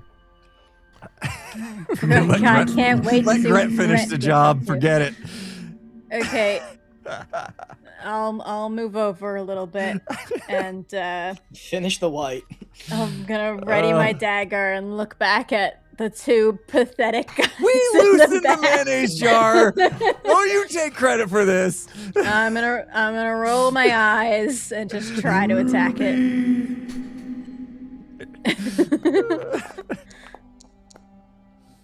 Oh my god, that was almost a 1, but it's a 23.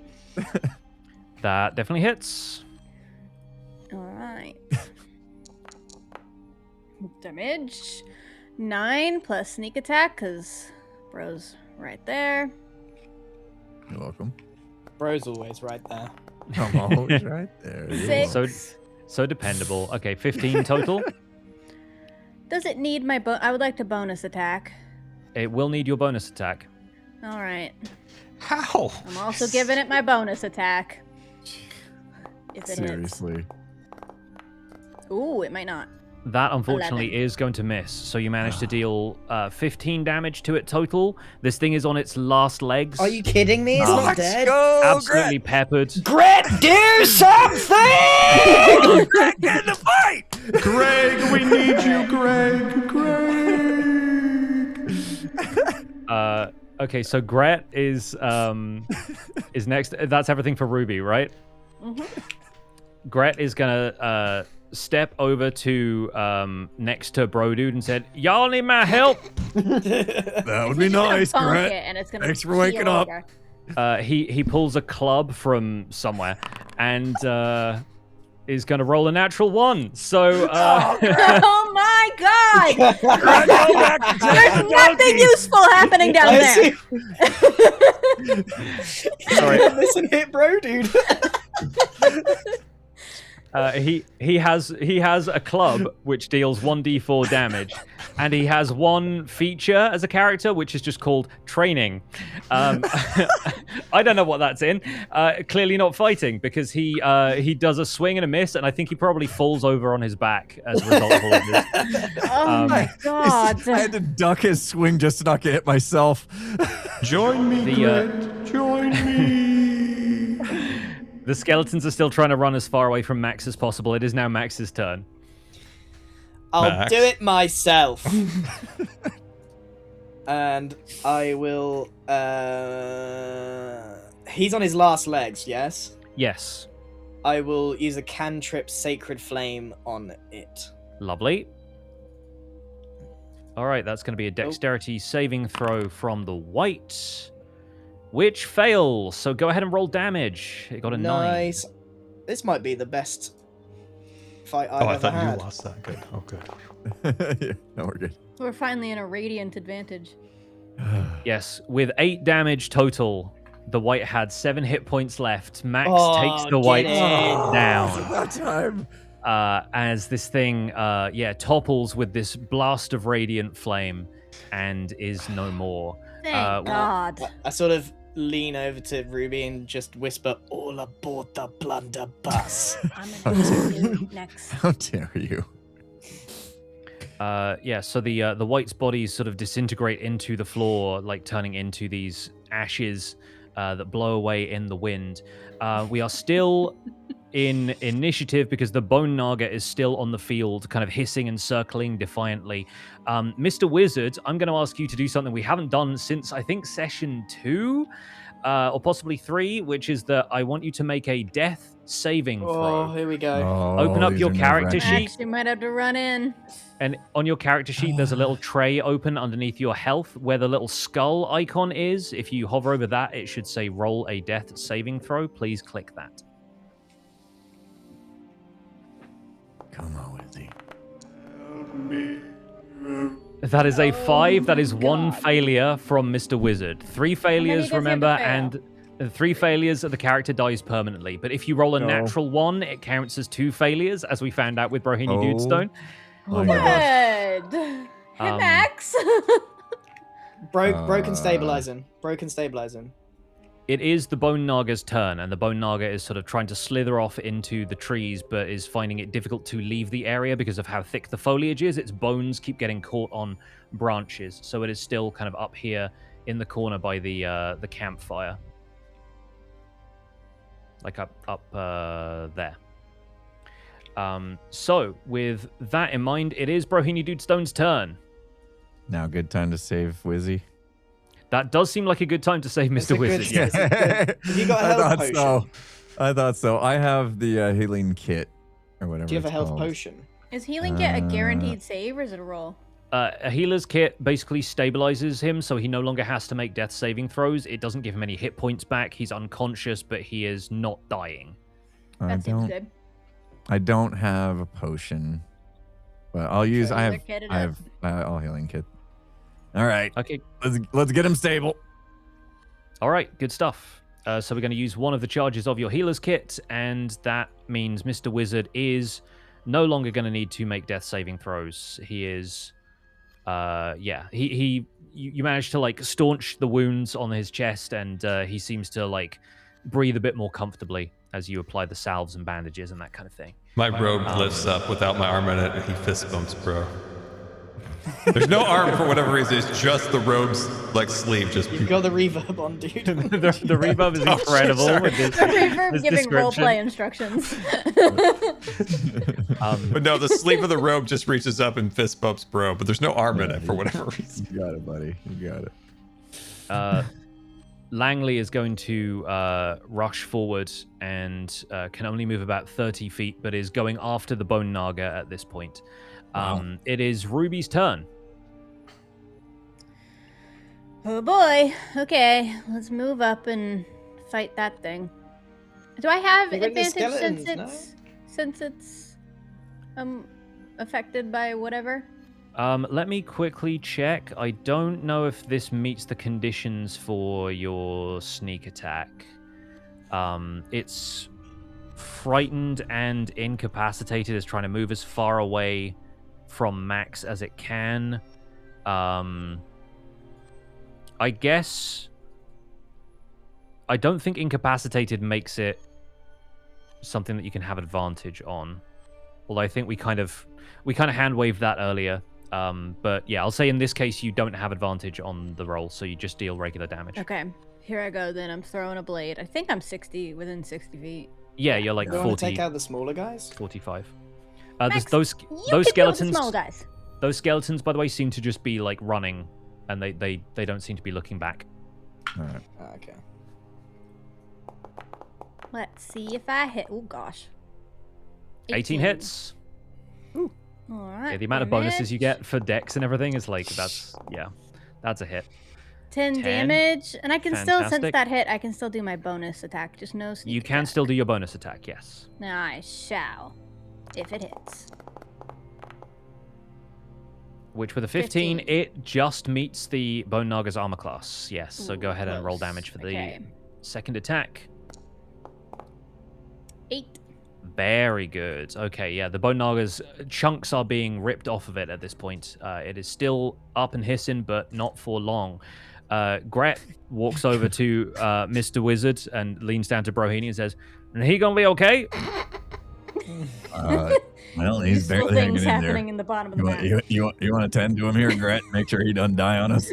Yeah, I can watch him if y'all got business elsewhere. Yeah, we sure do. He's so Don't bother swinging your club again. You're fine. I ain't gonna leave swing me, nothing. bro. Don't leave me with Greg. It's okay. It's okay, Wizzy. Gret's got you. You'll be okay. With that, the two skeletons basically run out of the clearing, and they disappear. So those two skeletons are also out of action. And it is Max Blunder's turn. The Bone Naga is the only combatant left on the field who is not one of your allies. I am not gonna turn. Mr. Wizard is stable. He's safe from the Bone Naga. I'm rushing up because I'm worried about Langley's confidence levels.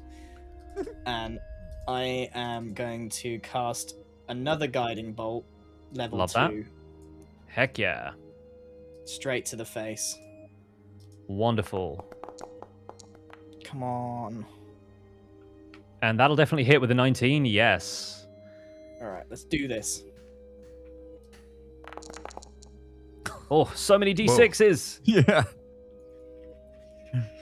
And with 13 damage, the Bone Naga falls to pieces like the Bone Minotaurs before it.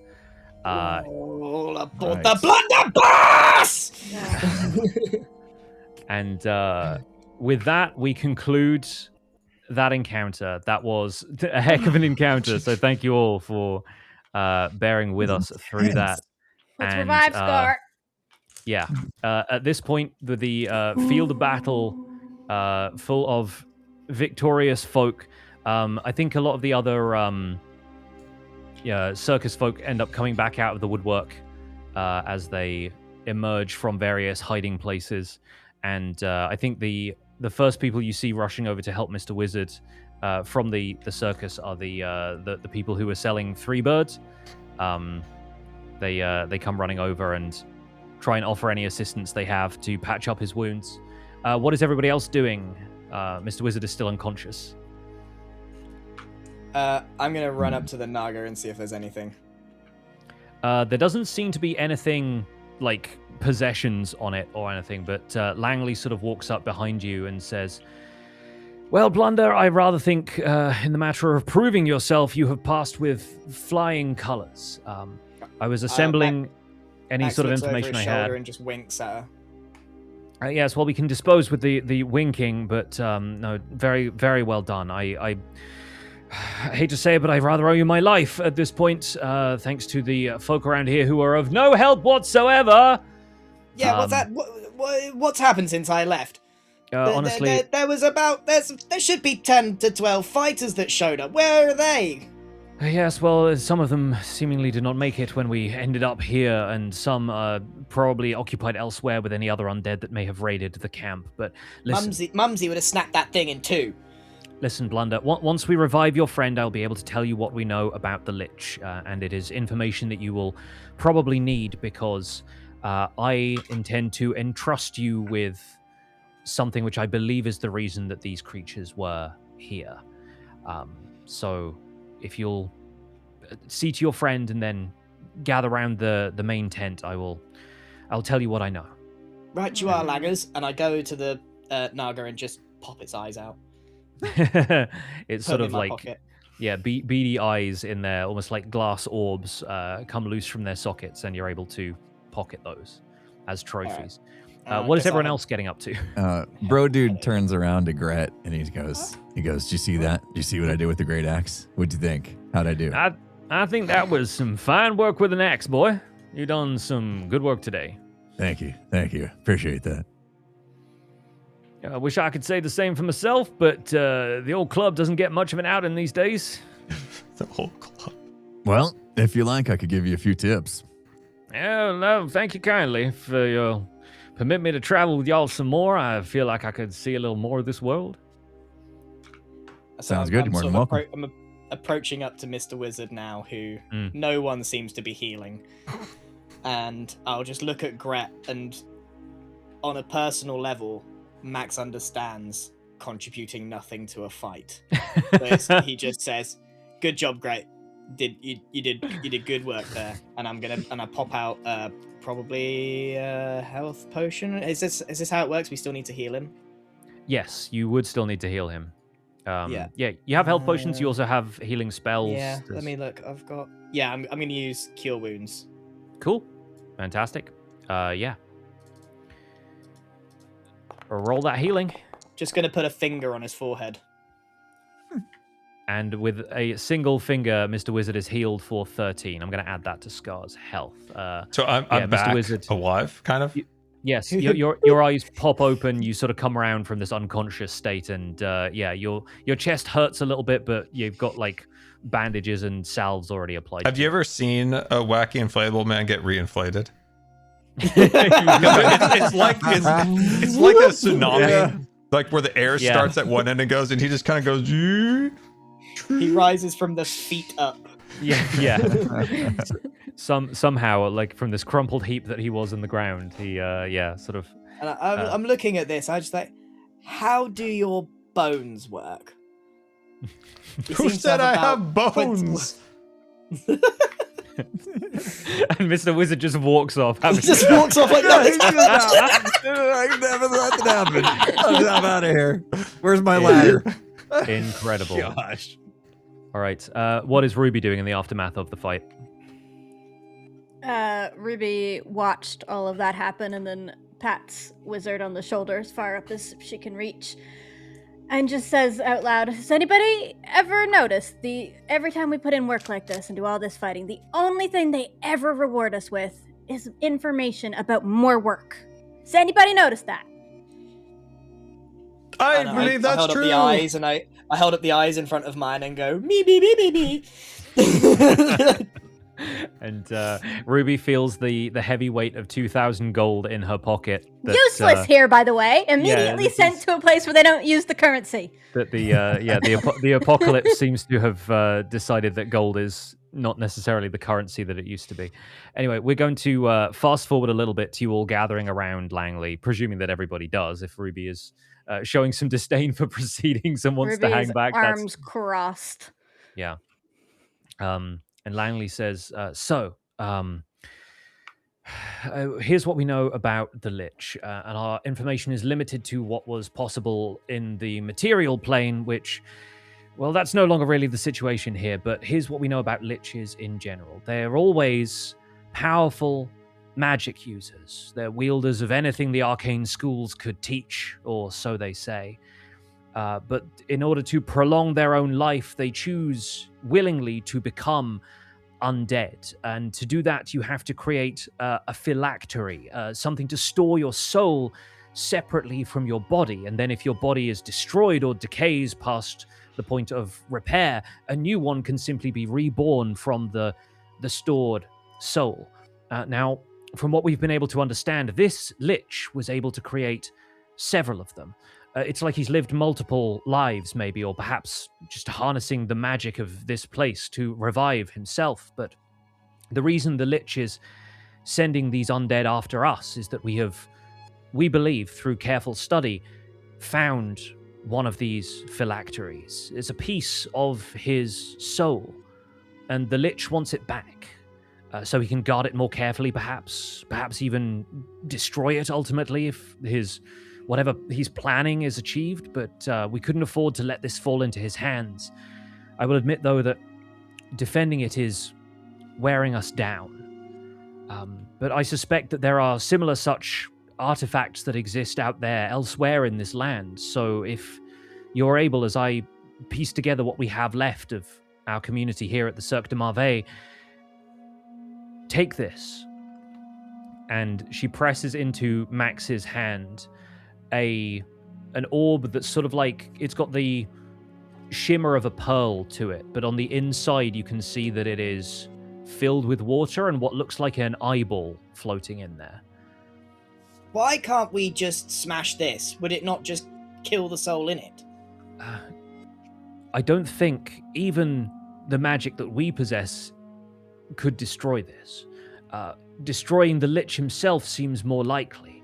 But I believe... No, watch this. And he flings it on the floor, tries to smash it on the floor. it bounces harmlessly on the grass.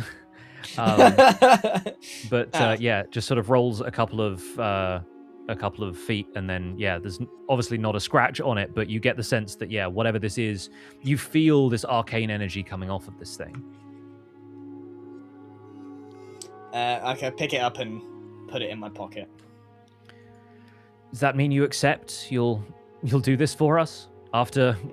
I will say I've not treated you especially kindly since your return, and, well, you have more than proven yourself. Well, Hang on. He's proven himself. What about the rest of us? Don't we deserve some sort of trade for this? Yeah, you're on the I came from the blunderbuss, you dead. can't get off. All of you have more than proven yourselves, and I wish I had more to thank you with. We can certainly send you with provisions and anything you need from our stores, as long as you leave enough for the rest of us to get by. But as far as I'm sure you're aware by now, currency is not really much. What would you require? What would you ask of us? Well, somewhere to rest, I think. A spyglass. I think Willem here has had quite enough for the day. And I could use some ale. Well, the hospitality of the circus is yours, and this is... Do you have any gizmos and gadgets that you've been working on that might help us in a fight? Well, Ooh.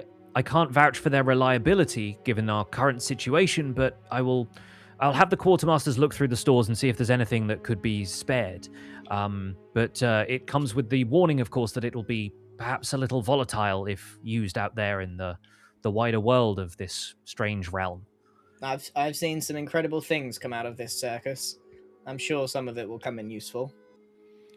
Well, we appreciate your confidence in us, as always. But yes, very well, very well. I shall see what I can dig up in the meantime. But in the meantime, of course, take all the rest you need. As I'm sure you've come to realize by now, time here is passing, but in what increments we do not know. So maybe we have all the time in the world.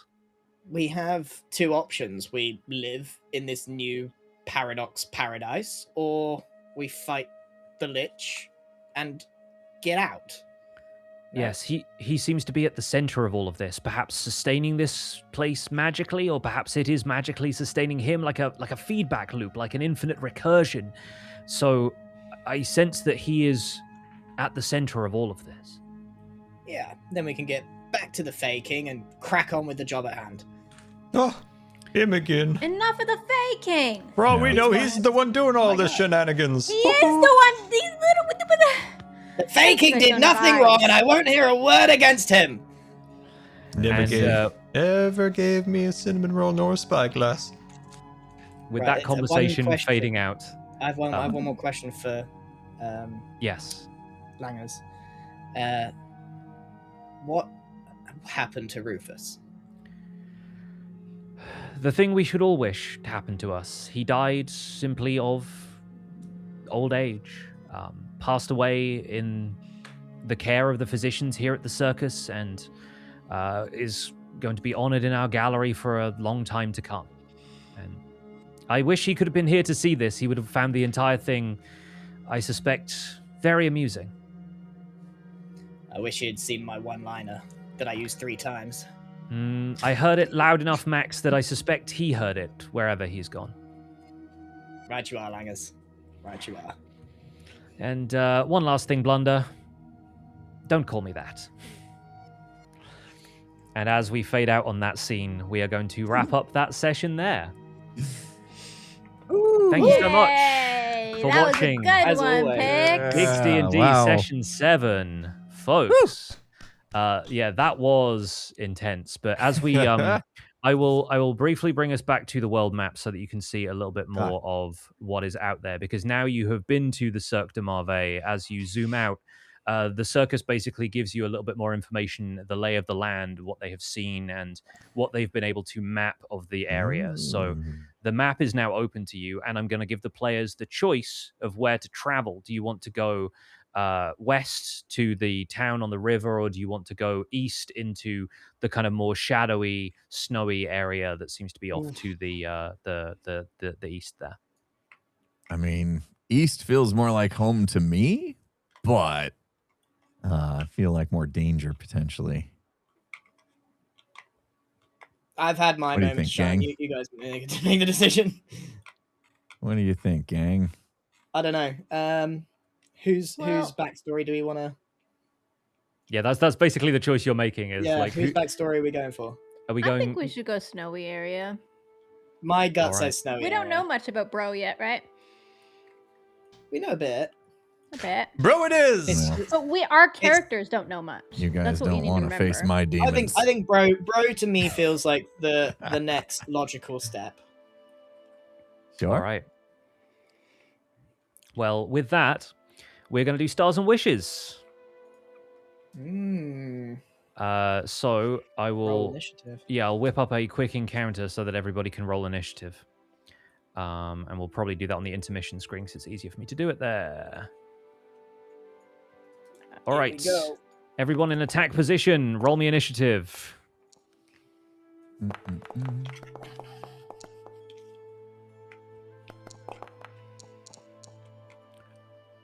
Wonderful. Okay, so that looks like Bro Dude, Ruby, Mr. Wizard, Max. So, starting with Impulse, award a star to somebody for this session and give us a wish for what you'd like to get into next time. I'm gonna give you a star pick just because I loved your Gret voice. Oh, thank you so much. I feel like That You was kept that the whole That time. was fantastic. I loved it. I was having a hard time just staying in character because I wanted to laugh, but as with all my accents, it was drifting in and out. But thank you, I appreciate it. loved it. I loved it. Gret is going to be traveling with you until you tell him to go away. Oh, so no. I Oh, do no. hope- I I invited do him hope to you enjoy stay. having him around. I invited What if we him just to start stay. inviting in everybody Pix Yeah. has a voice for? I'm gonna train up Gret. He's gonna be swinging a great axe before you know it. We can Uh, ask to take an entertainer with us from the Yeah. circus. It's gonna be a Gret axe, I think you'll find. But yes, thank you. Man. Yes, yeah. I think All right. I think I'm kind of getting my wish. It sounds like the group decided to go my backstory direction, I guess. So Mhm. get ready. Facing some stuff. So I'm excited for that. Looking forward to breaking out Bro's backstory. All right. Fantastic. All right, next in the order is Gem. Award a star and give us a wish. Oh, well, we gotta give a star to Blunder. Yes, absolutely we do. Because he finally hit something, first of all. I killed a lot of dudes today. He's making up for lost time. Yeah, we're all on and the backstory's bus super today. good. Yeah, we're on the Blunder bus. We're finally there. We did it. Yeah. No, the backstory was great. That's what Mr. Wizard's wagon is now unofficially called. I feel like Max is probably graffitiing that into the Max canon. needs to just graffiti. Yeah, just borrow some paint from the circus. Yeah. That's so funny. Fantastic. So yeah, Max really taking center stage this session, and deservedly so. What is your wish for next time, Gem? I don't know. I don't know if I have one. Easy scheduling and no internet issues. Yeah. We're killing it. There's nothing inshallah, from yeah. these sessions that I want. You're doing amazing picks. Well, thank you. Thank you very It's much. all I love the balance of the story time and the combat time. It's been Oh really yeah. I agree. I appreciate it immensely. Fantastic. All right, got that written down. So I'll send that note to the ISP, and hopefully no internet issues. Scar, please award a star and give us a wish for next time. Mr. Wizard. Hold on.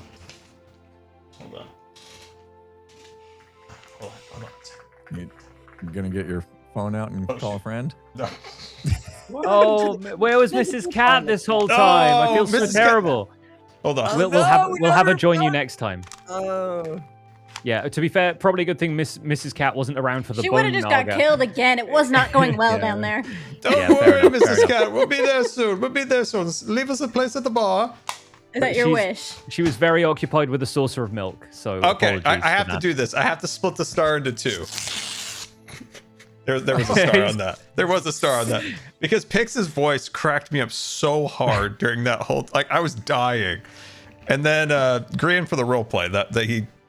I don't know how much he planned that ahead or just improv. That was very good. That was very good.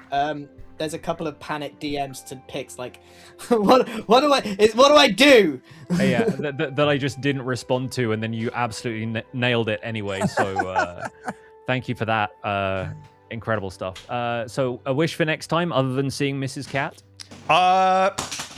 Okay, that was the one for the third time. No, I think that my wish it will come true eventually with Mr. Wizard's backstory, from what I can tell from the map. So that's good. Yeah. And absolutely. I will wish you my wish. Actually, I'll DM you it. Lovely. I love to hear that. Great Great weird is what I really wish for. Yeah. And last but not least, Grian, give us a star and a wish. Ooh, I'm gonna give my star to Scar, Mr. Wizard, because there's these little narrative flushes that he provides that I really enjoy, like the poking of the hat or the fist bump with nothing there when he's down. That Yes. sort of thing adds, like, keeps him in character physically, and I just really enjoy that. Wish for next time? It's less of a wish, really, more of a bit of advice for Bro Dude. To have a really good think about your backstory and let Pix know, and I think we'll get the most out of next session. Yeah. I didn't really Homework. know too much. what Homework, we're- boys, homework. Yeah, I didn't really know too much. Pix asked me like some very, very broad questions that I was like, oh my god, I don't know the answer to these. So I just had a little think about it, and then it kind of fleshed itself out in the moment. But a little bit of prep, and I think we get more out of it. Absolutely. I'm excited. I'm excited for it. I got a good vision on what Bro Dude's upbringing was like, and some of it's been hinted to here and there. So we'll get more into it. Definitely Pix. We'll work on that. We got a little nod to it a little bit earlier in the session. I was like, Stonrick got name dropped again, and I'm like, there's some unfinished business there that I'm looking forward to getting bringing to. up Stonrick right now. Yeah, in my time of need. Get me going. Yeah, I could award a star to everybody. Genuinely, I think Graham did such a phenomenal job, kind of holding up the narrative side of this episode. Like, and again, coming up with those kind of backstory details and improvising that stuff is no mean feat. So, absolutely, hats off to you for taking center stage. But I think everyone did such a good job of supporting Max's journey here as well. Like, we've obviously had some moments where the rest of the characters have felt a little bit kind of standoffish with Max because he's so kind of brash and has this big personality that it was really nice to see them stick up for Max at times when Yeah, we still hate him, but yeah, exactly. Like stick you up for him. he's clearly like a firm friend at this point. He's our and just, idiot. Nobody else can call him an idiot. Yeah, I was legit tearing up for his mentor dying. Yeah, totally. Like I was hoping we would get to the scene in the tent and that everyone had a chance to kind of like, you know, express some of that stuff there. So I think everyone did a phenomenal job of that as well. I like how Mr. Wizard's ability to consult Max was to tell him that the artist was kind to him. Yeah, That was good. He really thought that was going to help. Like he was kind. I like that I on the fly rolled religion. It wasn't really too much of a thought, and it ended up being a really good moment. Yeah. Because that was the connection I had with him. So I thought it was it worked out really well. Yeah, you gotta move when the spirit moves you, and I think it was a really, really solid role. Yeah, I think my wish for next time is just that we get into more backstory with the depth and richness of this, but still like, you know, some more stuff that we can have a bit of fun with, because this session had its incredible like laugh moments that I'm gonna go back and watch myself at this point. But chat, we gotta lock Did in. that first fail? Oh yeah, I jumped off the cliff and face planted. Yes. We've got fan artists. We've got to get the image of Bro holding mom and dad up when he became like this manhood. Remember that in the session? We've got to get a piece of art of him holding both of them up with his hands. Gotta get that piece of art. From the backstory we had in session 2. Lock in on that. Like, I wonder if we should do something where, I mean, we get a lot of good art. Is there a world where people who post that art just give us a little bit of permission, and we could start at the next session just showing off some of the art from last session and reminiscing a little bit?